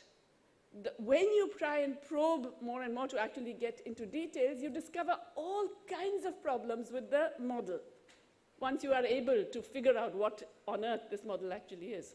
This is a model that assumes that the less you spend, the more you compress demand, the more you force families to have less and less real income, the higher will be the growth. Doesn't make sense, right? Yet that's essentially part of the drive. That's how it ends up with these very optimistic numbers for how much debt has to be renegotiated. It says, oh, you don't have to really have too much reduction in the debt. 10% is going to be good enough. 15% maybe will be good enough. Because it's expecting growth to happen when everything it is telling that country to do is actually making growth less likely. Yeah? It's the opposite of how the international community looked at debt even in the 1950s. Okay? So let's just remind ourselves that this is not because people don't know. This is not because they haven't thought it through. This is because they are actively choosing a different route. Okay? In the 1950s, Germany had a very large debt. It had come out of the war. Hitler had taken a bunch of debt, but then even after that, the other countries, the new government had taken a whole lot of debt. It had a huge unpayable debt. The London Club of Creditors, they met, and they did a major restructuring of Germany's debt. Half of that debt was converted into just regular transfers, so you didn't have to pay half of it. The other half was converted into long-term debt, where the interest payments are capped, maximum of 5% of your export earnings. Imagine if Sri Lanka had that situation today, where you didn't have to spend 15%, 16% of government revenues on debt payment. You could actually link it to your export earnings and say, I will give 5%. Now, obviously, that was a different world, right? It was the Cold War period. The US and Europe were interested in West Germany growing, and that's why this happened, okay? It's political, always it's political. But the point is that idea that a country can grow out of debt, and if you really want success in that economy, you should ensure that it can grow out of debt. That growth is essential for a sustainable debt reduction. That's something they know. It's just that now they're putting in measures that prevent you from doing that, and then are very surprised when it doesn't turn out the way it does, okay? I also want to highlight one other aspect of the whole process of the getting into debt and the trying to get out of debt, which is less discussed often, and that is, if you like, the gender and class dimension, okay? We know that it's the poor who don't really benefit from that period of debt increase. Okay? In Sri Lanka, you know that, and you blame it on corruption. But I can assure you that poor people across these 72 countries also didn't really benefit from that period of debt accumulation. But when the crisis happens, when the adjustment happens, it's the poor who are bashed. They are bashed through rising prices of essentials, as was noticed, higher indirect taxes, falling availability of basic public services, less spending on health and education and all of that thing. Among this, again, if you look at women, once again, women very rarely are, if you like, beneficiaries of that period of debt accumulation. But women are major sufferers of that process of adjustment. Why? Because this adjustment relies on the unpaid labor of women. What happens when you cut health spending? Does it mean that the person who needs care is not going to get care? No, that person will get care within the family. The women and girls in the family usually are going to provide the care. What happens when you don't provide adequate nutrition or ensure that families can get adequate nutrition? We know, and in South Asia it is so common, women and girls, they do self-denial. They choose to eat less. What happened? The incidence of unpaid care work increases dramatically in every crisis, and it's increased dramatically in Sri Lanka as well. And this is something that governments do regularly. Not just in Sri Lanka, they do it in India, they do it everywhere. Governments do this regularly. Why? Because they know they can get away with it. Get away with it in what sense? That if you actually deny the things that the government is supposed to provide, the basic public services it's supposed to provide, those services will be provided within the family. Care is not going to stop happening. No one is going to say, oh, I'm going to just leave my aged mother on the street because, you know, there isn't a facility that is able to look after her. No one is going to say, I'm not going to look after my child because all the public nurseries and creches have closed. They know it will be done, and they know it will be done dominantly by women and girls. So, you know, we used to make a mistake, a lot of us feminist economists, by calling this a gender-blind policy. It isn't a gender-blind policy, it's a gender-exploitative policy. It is governments exploiting that particular aspect of care, which is that it's going to be done anyway, because you care about the people you're caring for. And that you can therefore put more and more burden of unpaid care work on women in that economy. And this is something that is absolutely true in Sri Lanka as well. Now, this in turn means that we have to clearly be much more questioning about the whole IMF strategy. And both Charles and Martin have explained that, I think, very, very clearly. And there are global moves, I think, now, to be considering debt reduction in a way beyond the IMF. Certainly in the United Nations, there's a lot more discussion on debt. There are reports of the UN. There's a report of a high-level advisory board on effective multilateralism, which is making very specific recommendations about debt reduction. In particular, it's saying if a country applies for a debt reduction, you have to have a standstill on debt. You can't keep adding the interest payments to be added up so that when you come out of it, you have to pay this huge amount, which is double what you started with. It has to be a standstill. And the good thing about a standstill is that it really concentrates the minds of creditors. Then they are actually keen. Then they won't wait 3 years, 5 years, keep you hanging on the sidelines, drive you crazy, etc. They will actually also try and find a solution. This is not something any country can do on its own, but it is something that a global framework could actually put in. And as I said, there are really discussions. There is a financing for development discussion that is they're going to have a big meeting next year in Spain. And there's a separate track on debt, which is looking at issues like this, which is thinking about the different ways in which you can address the debt problem. But what do you do if the global system isn't going to deliver tomorrow or next week or next year even? I mean, we know that it's a very lethargic system, right? The UN is a crazy elephant and you don't even know at the end of it how much of it will come out. So what do countries like Sri Lanka do? How do all of you handle this situation? How do you deal with a government that is hell-bent on following the IMF? How do you deal with an economy that is on the route to disaster? Now, let me actually be clear on this. I don't think you should think about it that, oh, we have no alternative but the IMF, because actually saying that is saying that Sri Lanka should actually walk down the precipice. That we know it's going to give us a terrible future and destroy a generation and not allow us to grow, but we have to do it. There is no reason for doing this. You have to be able to say that there is another option, which is, of course, the title of this particular seminar. But there are many ways in which you can actually think about doing it. The first, of course, is what Martin has been telling you. You have to do your own homework. And I don't mean, of course, the government should be doing it. But if the government doesn't do it, civil society must do it. Civil society must go out there and look at the IMF numbers. For example, look at what they promised in their DSA. What was going to be the growth trajectory this year? Have they reached it? Why not? What failed? And I can tell you a lot of it failed for the same reason that we have been saying, that you are suppressing demand, you are contracting the economy, and then you're very surprised that the economy has contracted and investment is down.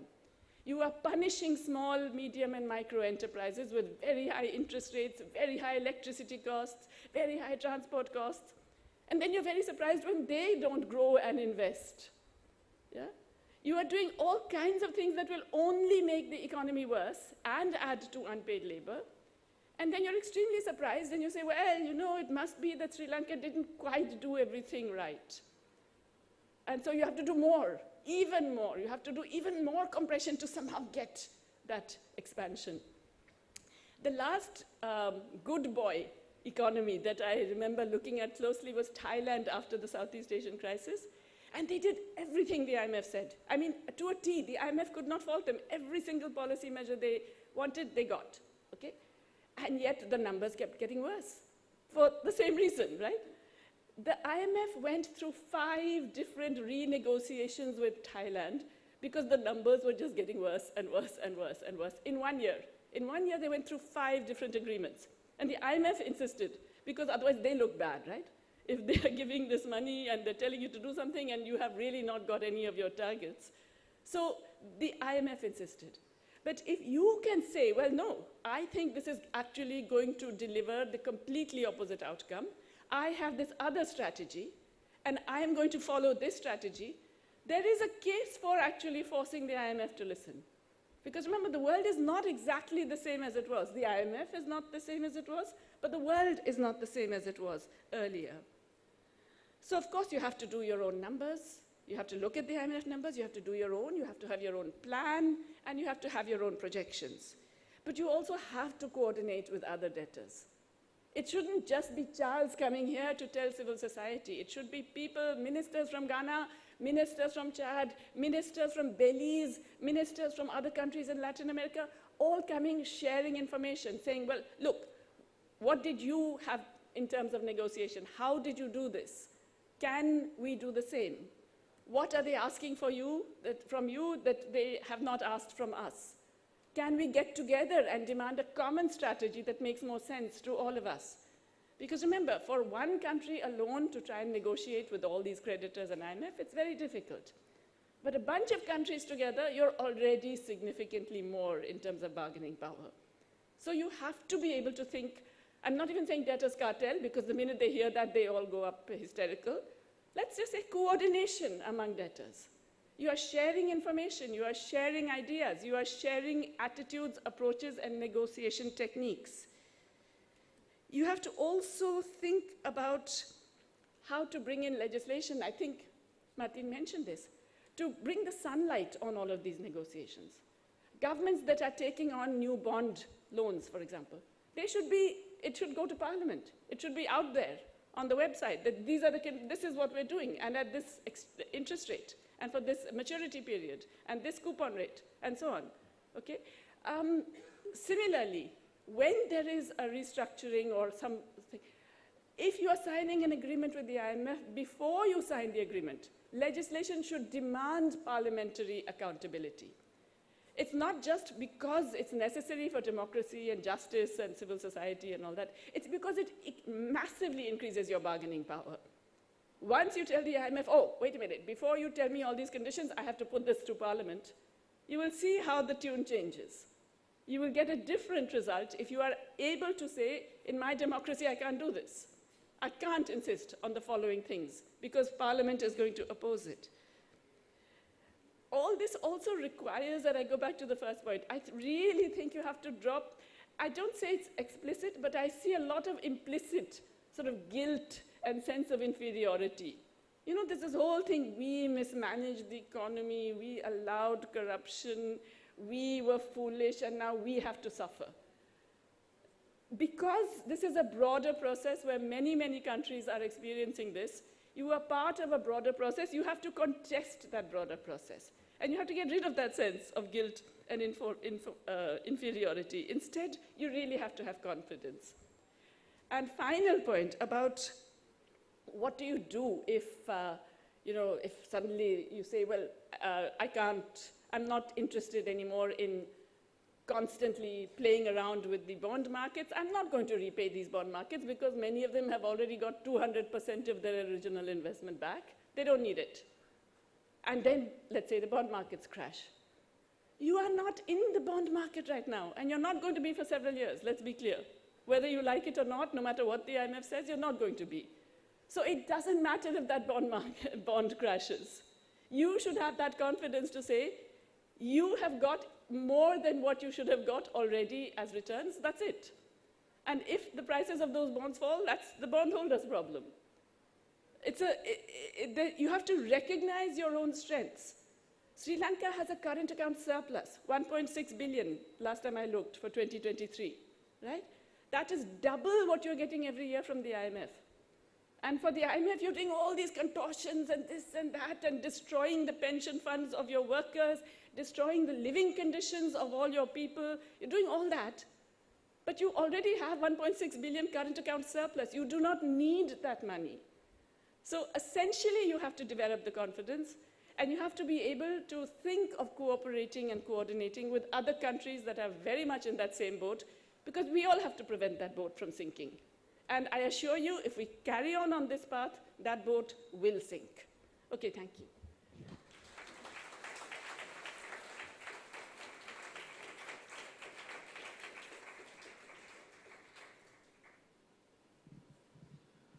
Thank you, Jayati, and also Martin and Charles. So now we have time for maybe about 30 to 40 minutes for questions and answers. So we would really like all of you to keep it to questions.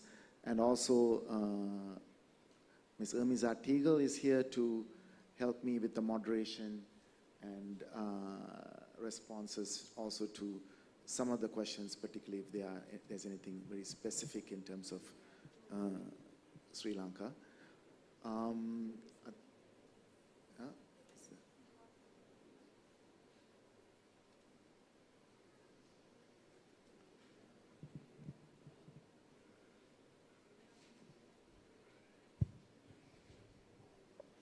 Quick question. I love the idea of leaving the bond market, but I'd like to know whether any other country has done it in terms of doing that. So, yeah. The other question, important question. We've heard quite a number of the people who are negotiating for the Sri Lankan government with the IMF talking about biosecurity. They don't use those words, but one thing they say is the paddy market, or precisely the rice market, is not economical, not profitable. Rice. So what they're saying is, why don't we just give that up, right? We don't need to produce rice. We will just import it from whichever country is willing to give it to us at a cheaper price. But I think we understand that if we took that stance, rice is staple to Sri Lanka. With time, the price advantage that we might have now will just go away, and they will just scourge us to the end. So I want to hear from you all what's happening on this in other countries, how you're suggesting, because it's a major problem when we hear some of these people say that. Okay? Those are the two questions. I'm very interested in the second one, please.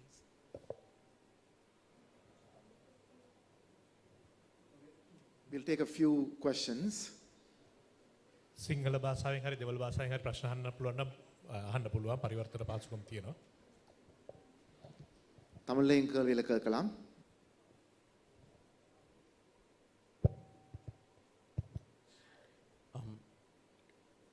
Good evening, and thank you for your valuable input. My question is that now we are in an IMF agreement, and now we see that the government, which is a non-democratic government which we have, where it's no mandate from people, is trying to constitutionalize all these changes into our current constitution, which does not have any people's mandate, just before 4 months of election. And has this happened in other parts of the country, globe? And how has the the civil society or the citizens have responded to constitutionalizing IMF reforms into the constitution?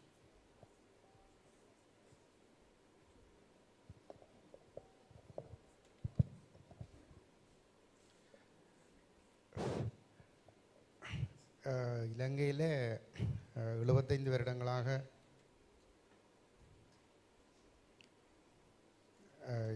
75 வருடங்களாக இனப்பிரச்சனை இருக்கிறது. இனப்பிரச்சனை முடிவடையவில்லை. 2009 யுத்தம் முடிவடைந்து 15 வருடங்கள் கடந்து கிட்டத்தட்ட 12வது வருடத்திலே தான் நாடு பொருளாதாரத்தில் வீழ்ச்சியடைந்தது. இந்த இனப்பிரச்சனை தீர்க்கப்படாமல் தமிழ் மக்களுடைய பங்களிப்பு இல்லாமல் இந்த தேசத்தினுடைய இலங்கை தீவினுடைய ஒரு தேசமாக இருக்கக்கூடிய தமிழ் மக்களுடைய பொருளாதார பங்களிப்புகள் இல்லாமல் அவர்கள் இந்த நாடு கட்டியெழுப்பப்பட முடியுமா? இந்த நாட்டிலே போர் முடிந்து 15 வருடங்களுக்கு பின்னரும் இராணுவத்தினருடைய பாதுகாப்பு செலவினங்கள் அதி உச்சமாக இருக்கிறது. அதிலே அந்த படைகளில் 4/3 பங்கு படைகள் வடகிழக்கிலே நிறுத்தப்பட்டிருக்கிறது. மக்களுடைய எதிர்பார்ப்புகள் அனைத்தும் ஆயுத படைகள் ஊடாகவும் காவல்துறை ஊடாகவும் மாத்திரம்தான் பதிலளிக்கப்படுகிறது. இந்த அணுகுமுறை ஊடாக இந்த நாட்டினுடைய பொருளாதாரத்தை கட்டியெழுப்ப முடியுமா? IMF போன்ற தரப்புகளிடமிருந்து மீண்டெழுவதற்கு இனப்பிரச்சனை தீர்க்கப்படாமல் தமிழ் மக்களுடைய பங்களிப்பு இல்லாமல் மீண்டெழ முடியுமா? Nandri. Any other questions?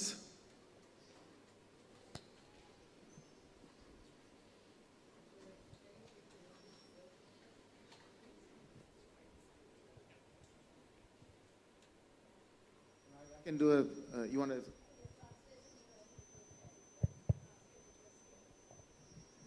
The question in Tamil was about the long unresolved ethnic conflict in Sri Lanka over the last 75 years.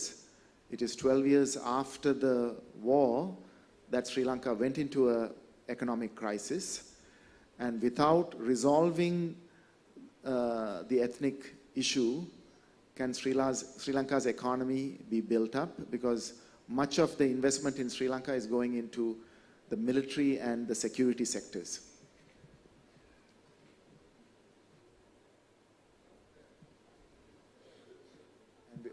And without the participation of the Tamil polity, can it be rebuilt?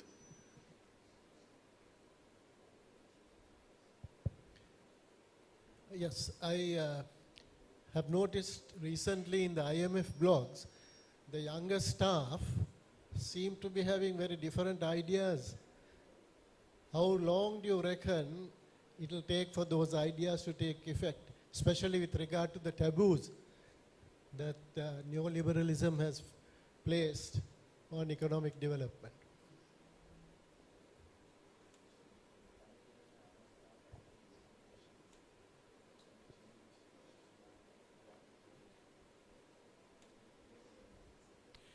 Thank you. My question is, Professor Jayati said that we have a current account surplus in 2023, and then the amount of the IMF loan granted, even I think that's peanuts when you compare to the debt that we have. If you divide it, the duration by the IMF loan, it's only $80 million a month that the government of Sri Lanka is getting. Whereas our migrant workers, they remit $500 million a month. So I do not understand why we should go to such harsh conditions to get $80 million a month. Then my question is, why the amount is given to the government by the IMF when it comes to debt restructuring, right?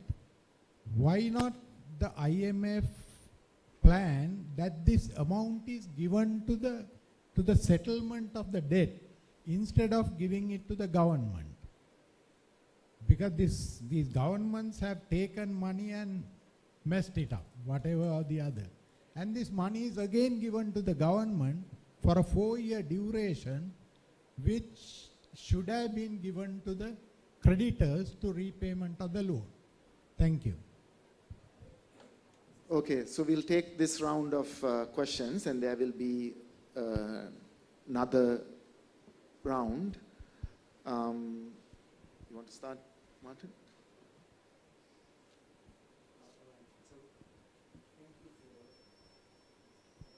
Thank you. There we go.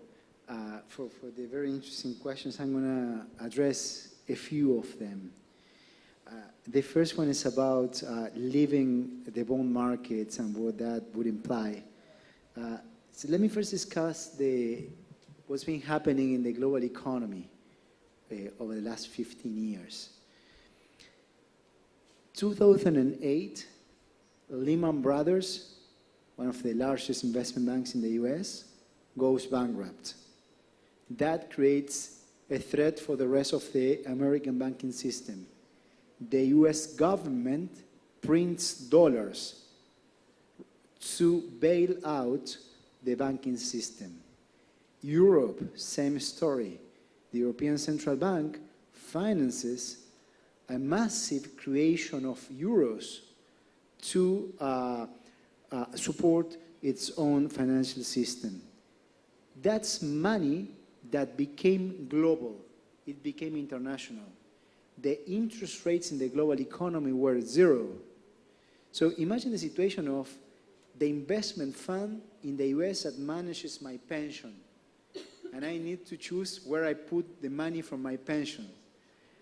I'm probably gonna put it in the one that provides a higher return. So the investment fund is searching for returns, and the returns in the US and Europe were zero. So what did they do?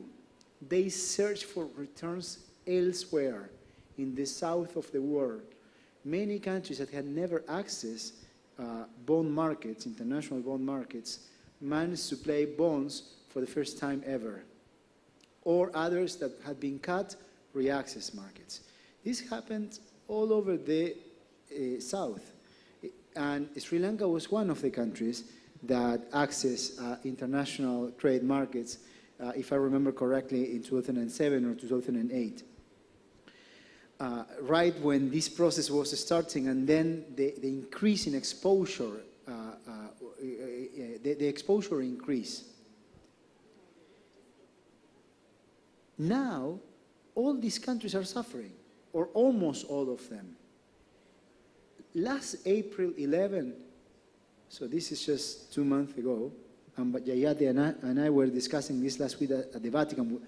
The US Treasury, who was at the Vatican, published a statement on the US Treasury view on global debt, which is specifically about what to do with bonds.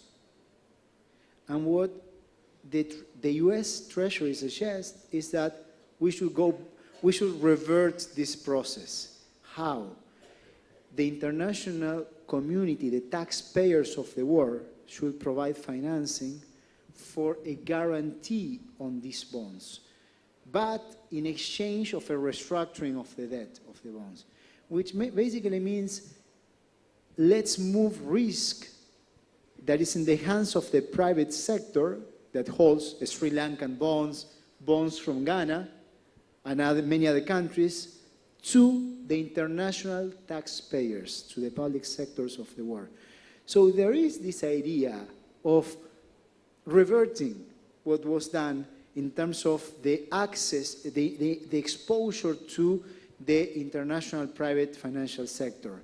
Countries were not mature to borrow, but it takes two to tango, we say in Argentina. So the debtors also decided to borrow. And they were not clear about how this money was going to be used, how it was going to be repaid. The creditors decided to lend, maybe based on the expectation that someone would bail them out. Who? Maybe the IMF, which is what's been happening. The multilateral international institutions are bailing out through loans to the countries in distress, the private creditors. So I wouldn't be too concerned about not caring much on what happens with the relationship in the short term with international credit markets. I think these countries need either large extension of maturities at low interest rates or deep restructurings of the debt, including haircuts on the principal. Thank you. So this is a reality we're going through.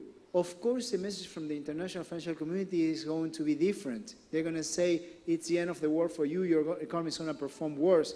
But it's even the US Treasury that's telling us there is no easy way out of this, and we have to revert, okay? This is the time not to expect access to international credit markets soon. It's the time for a deep resolution of the sovereign debt crisis that countries are going through.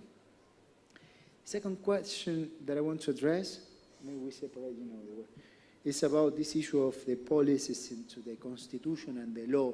I don't know the details, so I'm going to speak in more general terms about how programs with the IMF work. A program with IMF is an agreement about policies. There are two main memorandums. They are called the Memorandum of Economic and Financial Policies and the Memorandum of Technical Understandings. The Memorandum of Economic and Financial Policies lays out the fiscal, monetary, and financial policies, and maybe other policies. And then every 3 months, there is a revision, a review of the program. And when the review is completed, the IMF disburses part of the financing that was agreed in the deal. What Congress could do around the world is have a role for the approval of the deals. But then, every 3 months, the deal gets revised. So you don't put that in the Constitution because you need the flexibility to revise the policies because there are shocks. Actually, if the program is well done, it has to include an article in the Memorandum of Economic and Financial Policies that says this program can be changed when there are shocks that are external to the country. In the current program that Argentina has, that exists. That clause is Article 11 of the program, or Clause 11 of the program. And it's been every 3 months revised. I mean, there were many revisions. In the middle, there was a war in Ukraine, and interest rates changed, and there was a drought, and the country could produce less soybean in 2022, 2023. This is the same for every country. So you need, on the one hand, to involve your society. That's important. To involve Parliament, of course, in a democracy should be part. That's how it should work. But you don't want to set the policies on stone because you need enough flexibility to change them. And if you want to set them on stone, it's going to be worse for the country. It's going to give more advantage to the other side. So these are the trade-offs that need to be balanced or managed. And the third one, and the final one. So there is I very much enjoy the question on the IMF and the remittances. And the interesting thing is that the difference between the IMF and the remittances is that what the IMF provides is debt. Okay, so you have to pay it back. So that's different. And the cost of that debt is high. Sri Lanka pays, so this is how the interest rate of the IMF works. The lending rate for countries that are not poor countries that borrow from what's called the General Resources Account of the IMF, like Sri Lanka, the lending rate is equal to the following formula: 100 basis points, that's 1%, plus the interest rate on the special drawing rights. I'm going to explain what this means. Plus, if you borrow above a certain amount, or you have outstanding credit for longer than a certain period, you pay an extra rate called surcharges, which Sri Lanka pays. The special drawing rights rate, which is a main component of the IMF lending rate, the cost of borrowing from the fund, depends on the rates of the bonds of the US Treasury, the UK Treasury, the Chinese Treasury, the Euro area, and I'm missing one, Japan. So when the Fed in the US, the Federal Reserve, which is the central bank of the US, increases its interest rate to tackle inflation in the US because there was a war in Ukraine, the cost of borrowing from the IMF increases because the special drawing rate increases. So Sri Lanka pays more when Mr. Jay Powell in the US decides to increase the interest rate. Has nothing to do with you, but you pay more. Okay, so that's why countries that borrow from the IMF today are paying more. It's very expensive. More than 8% the interest rate on the IMF when you include surcharges. So not only you need to think about the conditionalities when you decide to borrow and what war you're getting exposed to, but also about the interest rate cost. What's the trade-off? Not being, if you don't withdraw money, if you don't borrow from the IMF, you can't use that money, but that's why it's so important, what are you using that money for? If you're using to pay other creditors, you're wasting your money. You should also negotiate with the other creditors a deal to refinance the debt. If you are using it for an investment project that will increase the productivity, but more than the interest rate of the IMF lending, well, that might be good, but that's not what the IMF money is for. The IMF money is not money for development. You borrow from other institutions in order to do infrastructure projects. So these are the different parameters and elements that need to be taken into account for a decision that is in the best interest of the citizens of a country.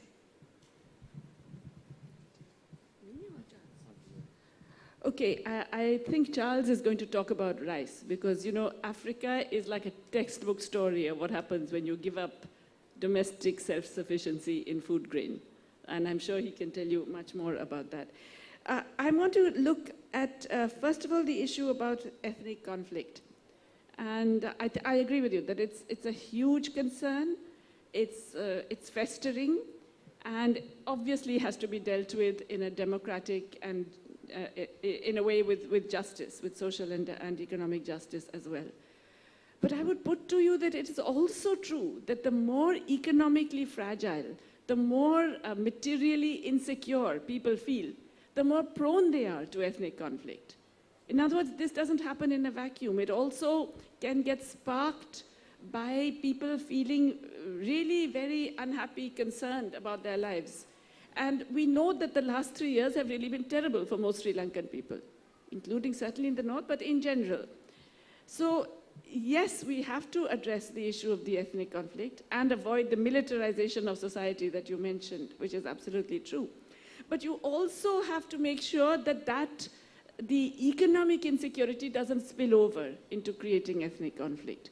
We have seen this in India over and over again, that material insecurity drives people to communal riots, to hatred against religious minorities, to all kinds of things. So there is a strong interlinkage, and you really have to address both together, separately but together, I would feel. The IMF staff has different ideas, yes, and you know, some of their research is fantastic. Some of their new research, it recognizes market failures, it recognizes that capital accounts you shouldn't have free capital accounts, they're problematic. It does all kinds of very interesting research. And I found the IMF staff are also very open to new ideas. They actually asked me for an article on what is wrong with economics. And I basically sat down and wrote a rant, and I was very surprised when they published it without any changes. But that is one level of how the IMF functions. And even the leadership, we have seen Kristalina Georgieva and Gita Gopinath being very sensible often about many issues, including about debt and the need for counter-cyclical policies and all of that. That has not permeated to the ground. And let me be honest, I don't think it will permeate into the programs. It will not lead to a change in the programs because that is not in the interests of the major shareholders of the IMF. I mean, Martin has told you about it. It's the US, it's Europe, it's Japan, and it's not just these governments. It is these governments representing their financial interests. So they want to turn the screws. They want to make sure they extract every little bit of profit from this relationship, and it doesn't matter what happens to those societies and economies. So it's a very different process in terms of the actual functioning of the IMF, in terms of the programming. People can often get confused because you look at the IMF research, you look at even some of the blogs, they're very open, they're very sensible, they make a lot of sense. But the actual programming, unfortunately, remains very, very rigid. And you are experiencing that in Sri Lanka. But I can tell you, there are, I think Isabel Ortiz has done this research, there are 152 countries which are doing IMF-style austerity.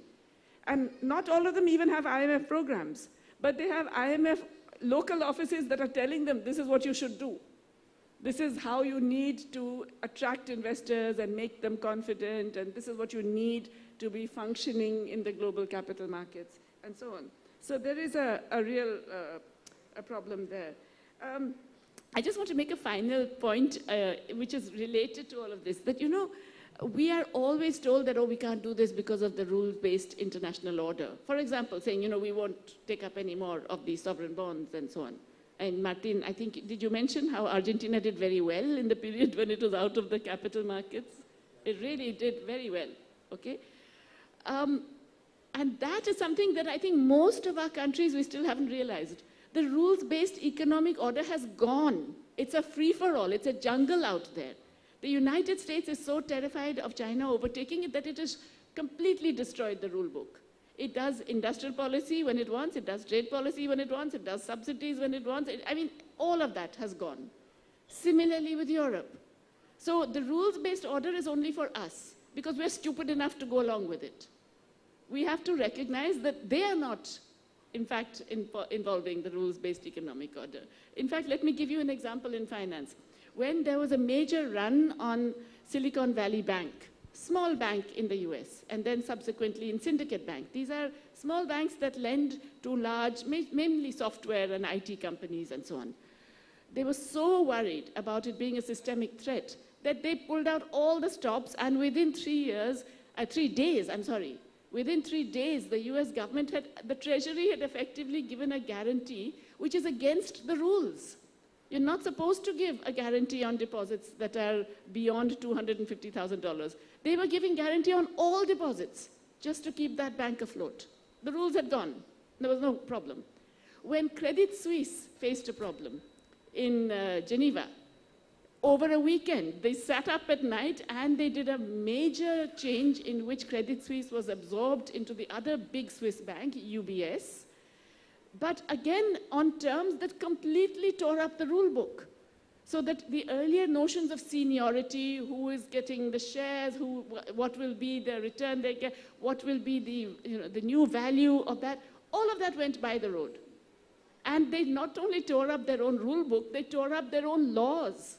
Switzerland, I mean, with the complete acquiescence of the other rich countries. So, you know, we have to stop being obsessed with this rules-based economic order because it doesn't exist. It doesn't exist for the rich countries, and it doesn't exist for their financial institutions. It doesn't exist for their large companies. We have to start saying, okay, in this world, how do we now negotiate it? How do we navigate this world in a way that keeps our social and developmental priorities intact? And stop worrying about whether, you know, you're allowed to do this under WTO and IMF says you cannot do that and so on and so forth, because they are not bothered about it. And the more we accept all of those constraining rules, the larger the distance between us and the rich economies. Rice.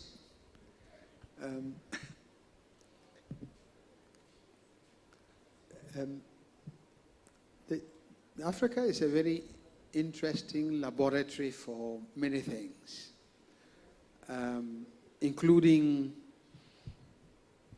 policies that don't work. Let me just answer the question by limiting myself to my own country's experience. So Ghana has always been like a lead player in many things on the African continent. First country south of the Sahara to be independent, heavy investment in public services, quite like Sri Lanka, and a focus on food security. Very early stages, investment in energy in order to industrialize. I mean, many similar patterns. So up till the mid-80s, Ghana was self-sufficient. In fact, exported rice and maize. It has surpluses of roots, cassava and yam. As we speak, Ghana spends nearly $1 billion importing rice and maize. And it is only self-sufficient in cassava. Because cassava, manioc, is relatively non-tradable. It's not an export commodity like maize, rice, not as internationally competitive like maize and rice. What happened? What happened was that for nearly 20 years, we went through the 17 IMF agreements explains how repeatedly we've had to do the same things.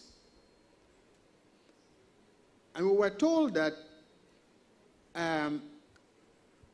it was cheaper to save, to import. The international market prices are much, much cheaper than the cost of producing, which is that import substitution, same kind of argument as manufactured goods. Support for the farm sector, small-scale irrigation, the management of valleys for rice and maize, the marketing boards that supported small farmers and created stocks, those were the first ones to go. And then, with time, we've become totally dependent. Why must you not go down this line of this argument? One, the international food market is not a competitive market. It is dominated by a few agribusiness companies. It's basically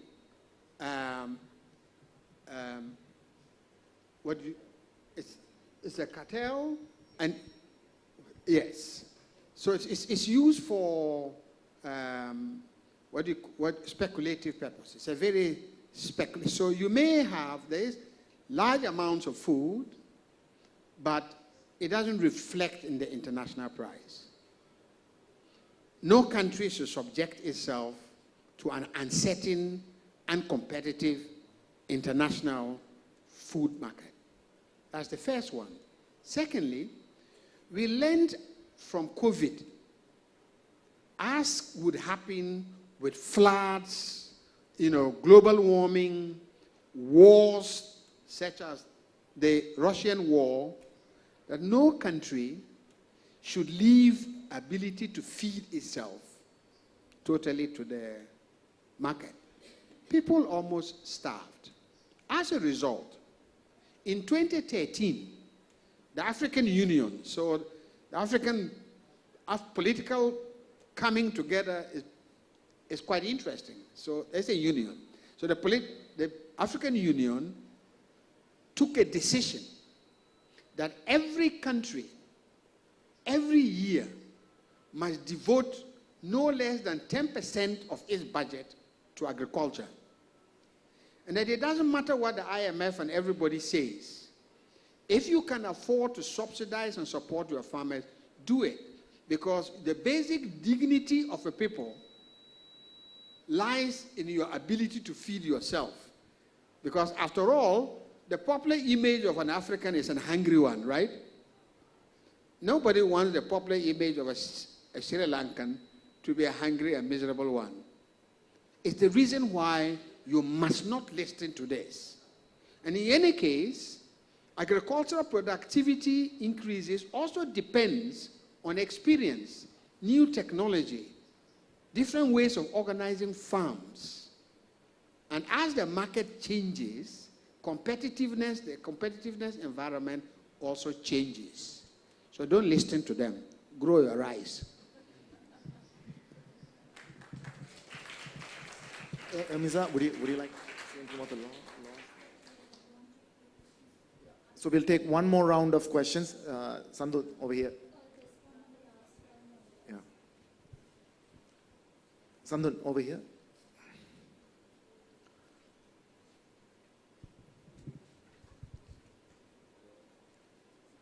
Sandhu, it's not on.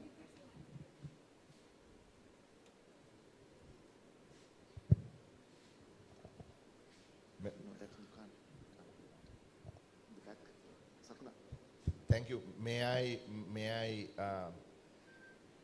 I offer some observations? Is that okay? Briefly, please, because we have to finish by 5:30. Sure. So. Thank you. I mean, it's amazing. These three speakers is absolutely amazing. We learned a lot. The first one is, I mean, I was a bit surprised you said corruption perhaps is a minor issue, 5% or so. But I don't, yeah. But, you know, I don't want to blame outsiders. You know, we have to take the blame ourselves for missed policies over the years, in small countries, closed up, inward looking, and so on. So I think, you know, we have to change course and understand that as a small country, unless we are able to capture the larger markets, perhaps our growth is going to be restricted. The second point is on the legalization of, or legislation of the IMF conditions. We as a political party, we have gone to the Supreme Court and we precisely brought up the issue of shocks, and that we cannot be bound by these targets. We hope that the Supreme Court will listen to arguments and strike off the entire chapter in that economic transformation bill. The third one is in terms of growth. The IMF doesn't pay sufficient attention in this agreement to growth. And we have argued with the IMF that we want to renegotiate this agreement if we form the next government, and that we need to focus more on growth, and not just on growth, but on non-tradable growth, because to them growth is growth, but we think non-tradable growth is what we need to focus on. And the next point is a complicated one. Martin, you're talking about the debt restructure. It is imminent that we may sign an agreement not with the bilateral bondholders, Paris Club, that's all right, let's say, but with the ISB holders on a macro-linked bond, which ties us to a state-specific situation. And if we do well, then they do better, in that we are going to agree to a 28% haircut, but once the one-time test is conducted in 2028 January, depending on how much our GDP is, there is 70 to 80% probability that the haircut may fall to 7.2% from 28%. And the last point is about, you talked about the debt standstill, the interest not being accumulated while the negotiations are going on. And that's brilliant, and we would want to support you in any forum that you argue for this matter. But there's one other point that I want to bring out, and that is the beneficial ownership of these bondholders. For instance, there was a big issue when the previous government wanted to pay $500 million, and we argued, look, you know, who is benefiting from them? And there's no way in which people can find out. It's completely black box because the trustees won't let the world know who owns these bonds. So there is perhaps corruption in that bonds itself. Perhaps it's a circular flow of money. The money flows out of here and then comes back and it gets paid back again. So those are my observations, Ivan. Thank you. Thank you. So we go to the question in the back. Yeah, thank you very much. It was a fascinating discussion, and I want to thank all of you for your comments. I wanted to ask you a little more on the implications of exiting the bond market. What would that really mean in practice? Would it mean that all the negotiations would sort of stop with the bilaterals and with the ISP holders? And what would be the implications for the country in terms of other international processes? Would you expose yourself to litigation, to seizure of assets, and so on? And what would be the other international implications? The other question is, it seemed that the World Bank and the bilateral creditors and so on were waiting for this IMF agreement before they came on board to support Sri Lanka. So what would be the implications if you were to break the rules? Would you run into other encounters with the World Bank and other bilateral donors?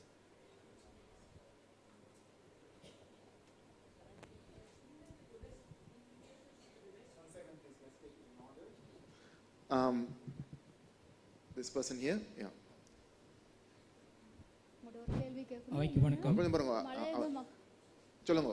மலையக மக்கள் வந்து பொருளாதாரத்தில் வந்து முதலிடமாக இருக்கிறாங்க. இலங்கையில் வந்து மலையக மக்கள் தான் பொருளாதாரத்தை முன்னிலைமை காட்டியிருக்கிறாங்க. இருந்தாலும் அவங்களோட வாழ்க்கை தரம் எல்லாமே உயர்வு மட்டத்தில் இல்லை, தாழ்மையான மட்டத்தில் தான் இருக்குது. இலங்கையில் வந்து கடன் தொகை அப்படின்னு சொல்ல போது பல நிவாரணங்கள் கொடுக்கப்படணும். இருந்தாலும் மலையக மக்களுக்கு வந்து அந்த நிவாரணம் எதுவுமே கிடைக்கிறது இல்லை. அந்த பணத்தை வந்து நிவாரணமாக பணமாக கொடுக்காம நம்ம நாட்டில் வந்து ஒரு விவசாயமாக இல்லை சுயதொழில் அப்படியான ஒரு கடன் தொகையை கொடுத்தா இந்த நாடுக்கு வந்து ஒரு பொருளாதார சுமை நீக்கும் அப்படின்ட்டு உங்களோட கருத்து என்னன்ட்டு நாங்கள் கொஞ்சம் கேட்குறோம். She's from the hill country, in the plantations, and her question is that with the economic crisis, there is certain subsidies that are being provided, but it's not reaching the people in the estates. If the funds allocated for such subsidies could be used to create employment, that would be beneficial. And what are your thoughts on that? வணக்கம். நான் சகோதரன் Salz அவர்களுடைய கருத்திலிருந்து என்னுடைய கருத்துரையை தொடங்கலாம் நினைக்கின்றேன். அதாவது Salz அவர்களுடைய கருத்தை நாங்கள் வரவேற்றுக் கொள்கின்ற அதே நேரத்தில் நாங்கள் எங்களுடைய முயற்சியினூடாக நாங்கள் எங்களுக்கொண்டு ஒரு பொருளாதாரத்தை உருவாக்கி கொள்ள வேண்டும் என்றதிலே மாற்று கருத்தில்லை. ஆனால் இந்த நாட்டிலே சிறிமாவோ பண்டாரநாயக்க அவர்களுடைய ஆட்சி காலத்திலே சார்பு பொருளாதார கட்டமைப்பு வந்து உருவாக்கப்பட்ட ஒரு நிலையிலே விவசாயம் மீன்பிடித்துறை ஒரு வளர்ச்சி போக்கை அடைந்து கொண்டு வந்தது.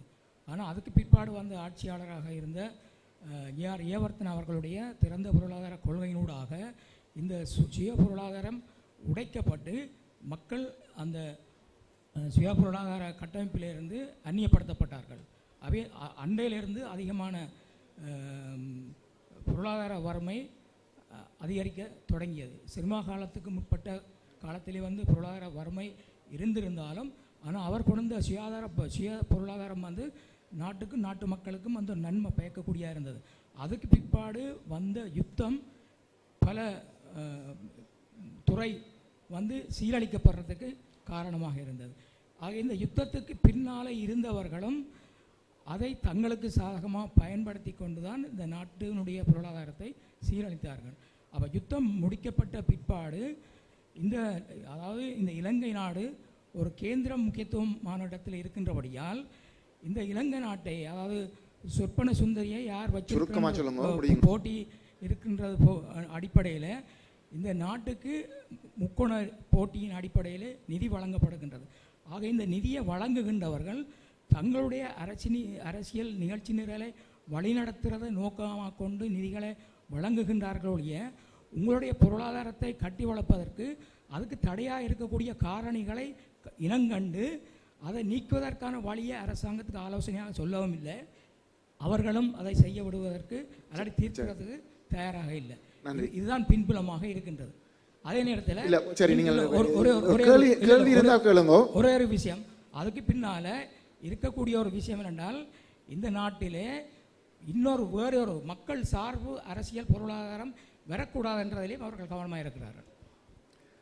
It's not a question, it's a comment that in Sri Lanka during the 1970s under the leadership of Sri Bandaranaike, there was emphasis on agriculture, fisheries and the rural economy.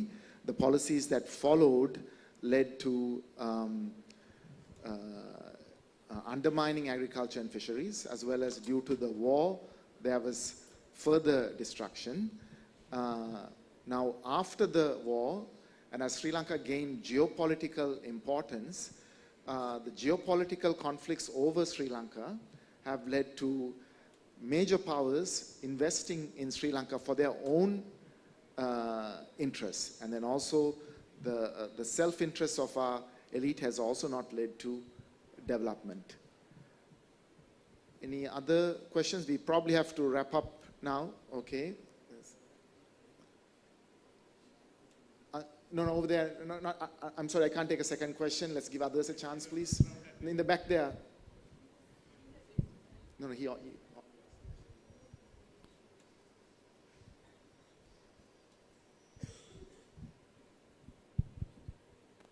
Professor touched on the fact that we could go to, Professor Guzman touched on the fact that we could go to negotiations for the debt reduction, but we need to have power. And at the same time, Professor Ghosh touched on the fact that if the debtors come into one position, and we could have an impact on the IMF agreements and also the debt reduction part. But if this path fails, is there any other alternatives that we could go for, as considering the status of Sri Lanka in the world? One last question from there. I just want to say that we have this economic commission. So we have austerity at one level, and then we have this economic program of liberalization of the entire country. So the emphasis on foreign investment. So that seems to be the government's and even maybe opposition, I don't know, response to the crisis is to open up the doors for investment where land is going to be alienated. So the entire country is going to be kind of on sale. And also services like education and health. Health is also now being touted as a health tourism, rather than as health care for the people. So I also wonder, while we are talking of us and the IMF, there is also a class of people in this country that's part of the IMF, part of that class of negotiation. And this is not a question, this is a comment, but are there other countries that have experienced this? Okay, thank you. Now, I think we have to bring the panel to a close because our friends here have another meeting that they have to go to. So we'll take a last round of responses, and I'm also going to give Ermiza a chance. She's an attorney at law. If you want to say anything briefly. Because there were a couple of questions about the law at this time, which is a bit specific to Sri Lanka. And then we'll come in this order, Charles, Jayati, and Martin. Thanks, Ahilan. I did hear a few questions and concerns in relation to the law. I, in fact, came to this event straight from the Supreme Court after concluding hearings on the Economic Transformation Bill. There were those arguments made that there are these targets that are now being included into the law and fixed in the law. And it not only is a question of shocks, and which is the serious concern where we are not even allowing for that flexibility for the executive in the future, but holding the executive and even a future legislature, a future parliament, to certain targets without that flexibility of the people deciding based on what's happening and our aspirations, right? So I think even in discussing in all of these laws that are coming in, and there is a whole host of laws, there really is a need not only to challenge before the Supreme Court, but also to understand and share that understanding and discuss, have public discourse on what these laws mean. For the Economic Transformation Bill, and I know it's before court, but I will only say that these are the basis on which it was challenged. It is a law that is creating economic zones, investment zones, under an economic commission, anywhere in Sri Lanka. There's an economic commission, there's a Sri Lanka zones, identifies any land, any area, creates an investment zone anywhere in Sri Lanka. Investors can be domestic or foreign, even 100% foreign owned. There can be exclusions and modifications of the laws of our country for those zones. So this is one law. And the impact of that, not just for us today, but for the future generations of Sri Lankans are significant, was the argument that was made. And if we don't have a public discourse, I mean, the Supreme Court determining is one thing, but it's limited. We also have to have the people understand what this means for our futures. And so I'm looking at laws in that holistic way and the cumulative effect also. We've seen pension fund related laws coming in, we've seen Aswasuma coming in. It's not the individual laws that we are challenging and looking at faults in, but we're looking at the cumulative effect of these laws on the lives of people, particularly the poor, particularly the working people, and in that context also from the question on the plantations, where there are very specific vulnerabilities, harsh vulnerabilities that need to be addressed, particularly at this time. So I just wanted to respond to two things. There was a point made, I think it was a comment. I think it referred to the lack of attention to agriculture, and that there's no lending to the sector, and so rural employment suffers by it. I wanted to say that that's not very accidental. I think in the short to medium term, the purpose of the restructuring program is to both attract foreign exchange and foreign capital, one form or the other, and to export more. So there is foreign exchange to boost the reserves and to be able to service the debt. But our argument is always that, you see, agricultural productivity, even if it is non-tradable, in the sense that your point about non-tradable, that you are not exporting, but you are saving on imports, and first and foremost. And secondly, you are investing in nutrition and rural employment. And nutrition is, in the medium to long term, is an investment. It's an investment good. It contributes to productivity growth in the future. That's why one has to resist the anti-agrarian bias of these restructuring programs.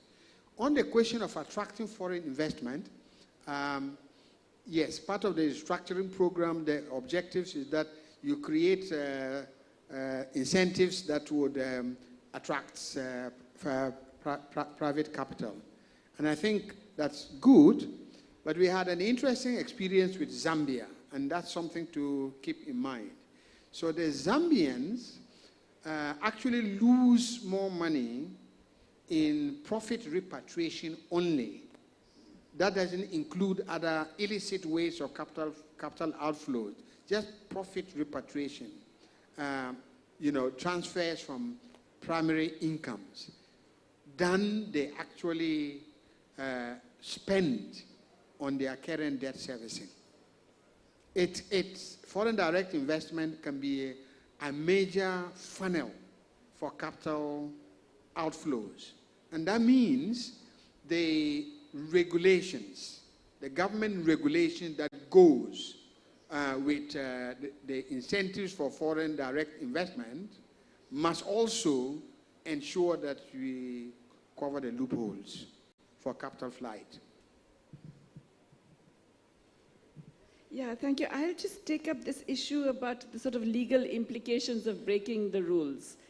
And I want to highlight one additional concern that we haven't actually mentioned, and that has to do with the investor-state dispute settlement mechanisms that exist when you sign international agreements, whether it is a trade agreement, but specifically in this case, bilateral investment treaties. And I was told yesterday that Sri Lanka is a signatory to 30 of them. So what typically happens is that because the ISDS operates under rules that have a very expansive notion of investment. So bond holding is also investment, intellectual property is also investment, all kinds of things are investment. And they can claim that anything that reduces this is expropriation. And we also know that the ISDS tribunals are very, shall we say, investor friendly.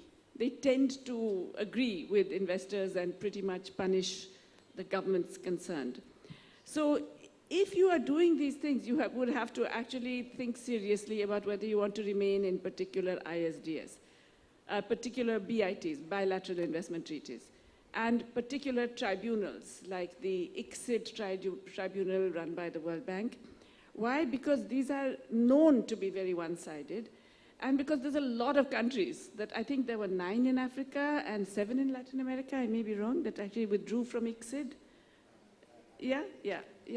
And that, you really have to think, you have to, if you like, you have to guard your flanks before you do these measures. You have to actually be aware of that potential problem before you get into this. The other problem with ISDS is that it can come in and kick you if you go through with this constitutional law.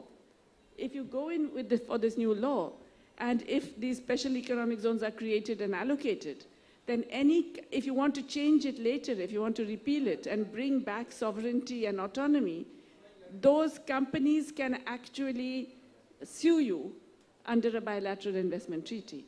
And we have the really shocking case of Honduras, which has been asked to pay 87% of its annual revenues as a compensation because they did precisely that in a special economic zone called St. John's Bay, which they wanted to bring under their own laws again. So bear in mind that these measures, you have to really, if you like, cover your backs and guard your flanks before you go in for these. Thank you. It's just a quick reaction to this issue of the macro-linked bond, the idea that, is it tied to economic growth? So if the economy grows more, it pays more? So in general, that could be well-designed, it could be a good idea, because when an economy grows more, it has more capacity to repay. When it falls, it has lower capacity to repay. What's important is to design it in a way that doesn't refer only to the good part of the economic cycle, to the upside, right? So, because otherwise you miss part of the benefits of economic growth, but you don't gain anything when things go badly. So if you're going to design a macro-linked bond, it makes sense if it gives you insurance in the situations in which the economy grows less or falls, and therefore there is no payment capacity, and your payments, according to the contracts, are lower as well. This is key. What I'm seeing in the international cases is what's called value recovery instruments, which is basically a way of saying how can we extract more money from the country, not how can we design more sustainable bonds. So be careful, be careful. The second question was about exiting. I don't quite understand the idea of exiting if it refers to Sri Lanka. Exiting is not a decision of the debtor, it's a decision of the creditor, of the creditor community. Sri Lanka has been cut off the market already, so it's not, doesn't have access to the international credit market. So the point is, how can it restore the sustainability of the debt? And it's clear, based on any thoughtful economic analysis, that there needs to be a debt restructuring. So the debt restructuring should be deep enough to restore the sustainability of the debt. No less deep than that, because otherwise the country won't resolve its crisis. And if the country wants to do it deeper than what's necessary, it's going to create a bad relationship with the international credit markets for the future. And we have to assess what's the value of that relationship. Again, in the short term, it's going to be probably very low because of the low liquidity levels in the global economy. But in a more mature stage of economic development, the access, and in more normal conditions for the international economy, the value of access might be higher. But all countries should try to develop their own capital markets, borrow in their own currency under their own legislation. For that, countries need savings. Okay, that's where the money comes from the savings. But the part that I didn't think was that, let me put it in other terms. So you spoke about other creditors waiting for the agreement with the IMF to provide financing. This is a common issue in the IMF negotiations. Promises of, the IMF calls it the catalytic effect. Sign on a program with the IMF and you will get money from others, the IMF says. And sometimes governments replicate that notion. Pardon my French, that's bullshit. Who is going to provide money now based on a program with the IMF? The private bondholders. No, that's not going to happen. Not going to happen anytime soon. China is not going to care about the program with the IMF. China is too big. China is as big as the IMF today in the developing country world. And China might even develop in the near future its rules like the IMF does, deciding under what terms can lend to countries if the country is in arrears, in default with the IMF. So is it going to come from where else? The World Bank. The World Bank has very low finance. So these institutions are struggling to provide financing now. And maybe some money may come in, but what's the cost of that? So if a country decides to go into an agreement with the IMF just based on the hope that some money could come into the country for financing projects at such an enormous cost, I mean, that's a bet that seems, it's a bit crazy. Why would you sign on an agreement when the costs are so certain based on the expectation, probably and almost for sure unfounded, that there will be money coming in from other sources in a global landscape in which the problem is lack of money, is lack of liquidity for everyone? It's not going to happen. We went through the same in Argentina. In 2018, the government was saying, no, we have to sign this deal with the IMF. There's going to be a catalytic effect. You know how much money the country got? Zero. Literally zero. And the money from the IMF was used to bail out unsustainable debts and finance a capital flight. So it's important to be thoughtful about in these discussions that have enormous consequences for the future of millions of people. And finally, there was this question on the alternative. I'm going to conclude with that. So what countries need is to develop dynamic comparative advantage. What are you going to produce that can be demanded by the rest of the world and allows you to create jobs, have foreign exchange that is also necessary for the development of the non-tradable sector. Without foreign exchange, there is no development of the tradable sector. So tradable and non-tradable have to go hand by hand, and create productivity. And then when you think about that alternative, you have to think, how do I use my fiscal resources? You as taxpayers pay. You want that your money to be well used. Of course, you want security, justice, you want roads. You also want a society that creates knowledge, right? So that's the first question. How a country can develop a dynamic comparative advantage, can be better in terms of the productivity that it creates. And what can the state do to support a more vibrant private sector? What's the best use of the resources of the state? And that fiscal policy, how is it supported by the monetary policy, by a financing policy? Are your taxes enough to meet the expenses that you think are the appropriate one at this moment, or you want to borrow more? If you borrow, from whom? In what currency? Under what legislation? In what terms? Those are the questions when you come up with an alternative. Yeah, it's very common to hear in IMF negotiations, oh, there is no alternative. Again, there is always an alternative. And ultimately, what the government needs to do is to explain why that financing is so critical for the plan that it developed. And if it has no answers, well, we have to look for other answers. What would be the set of policies that would be more conducive to the development of a society? Let me stop here. Thank you.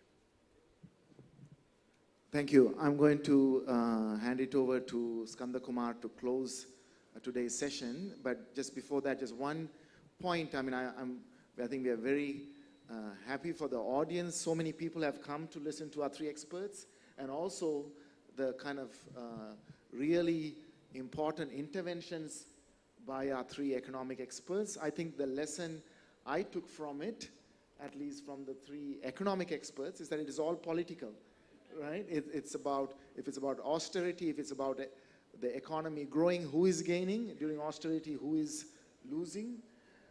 We are trying to reform the international system, which is very political. And even the IMF's debt sustainability analysis is a political document. We are in a very political year this year with elections. So all of you sitting here patiently and listening, let's give our three experts a round of hands for this really inspiring and engaging talks. Now I'd like to hand it over to Skanda Kumar to finish the proceedings on behalf of Yukthi. Thank you. Yes, on behalf of Yukthi and Ideas, thanks once again to Dr. Charles Abugre, Professor Jayati Ghosh, Professor Martin Guzman, to Ms. Ermiz Atigal, to Dr. Ahilan Kadirgamer, who moderated this discussion, and especially to all of you who are here. Some of you have traveled from far. Please keep in touch with us, with Yukthi, by following us on social media, on Facebook, on Twitter, or X, on Instagram. We have a YouTube channel, we have a WhatsApp group.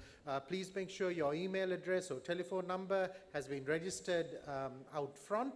This, as I said, is only one of a series of activities, and it's very important for us to continue having dialogues, particularly outside of Colombo, in all districts of our country, among a diversity of people, both political actors and representatives, as well as civil society activists and representatives, the media and academia. And we look forward to having more interactions with international experts to keep sharing and keep discussing in solidarity with the people of Sri Lanka. Thank you again.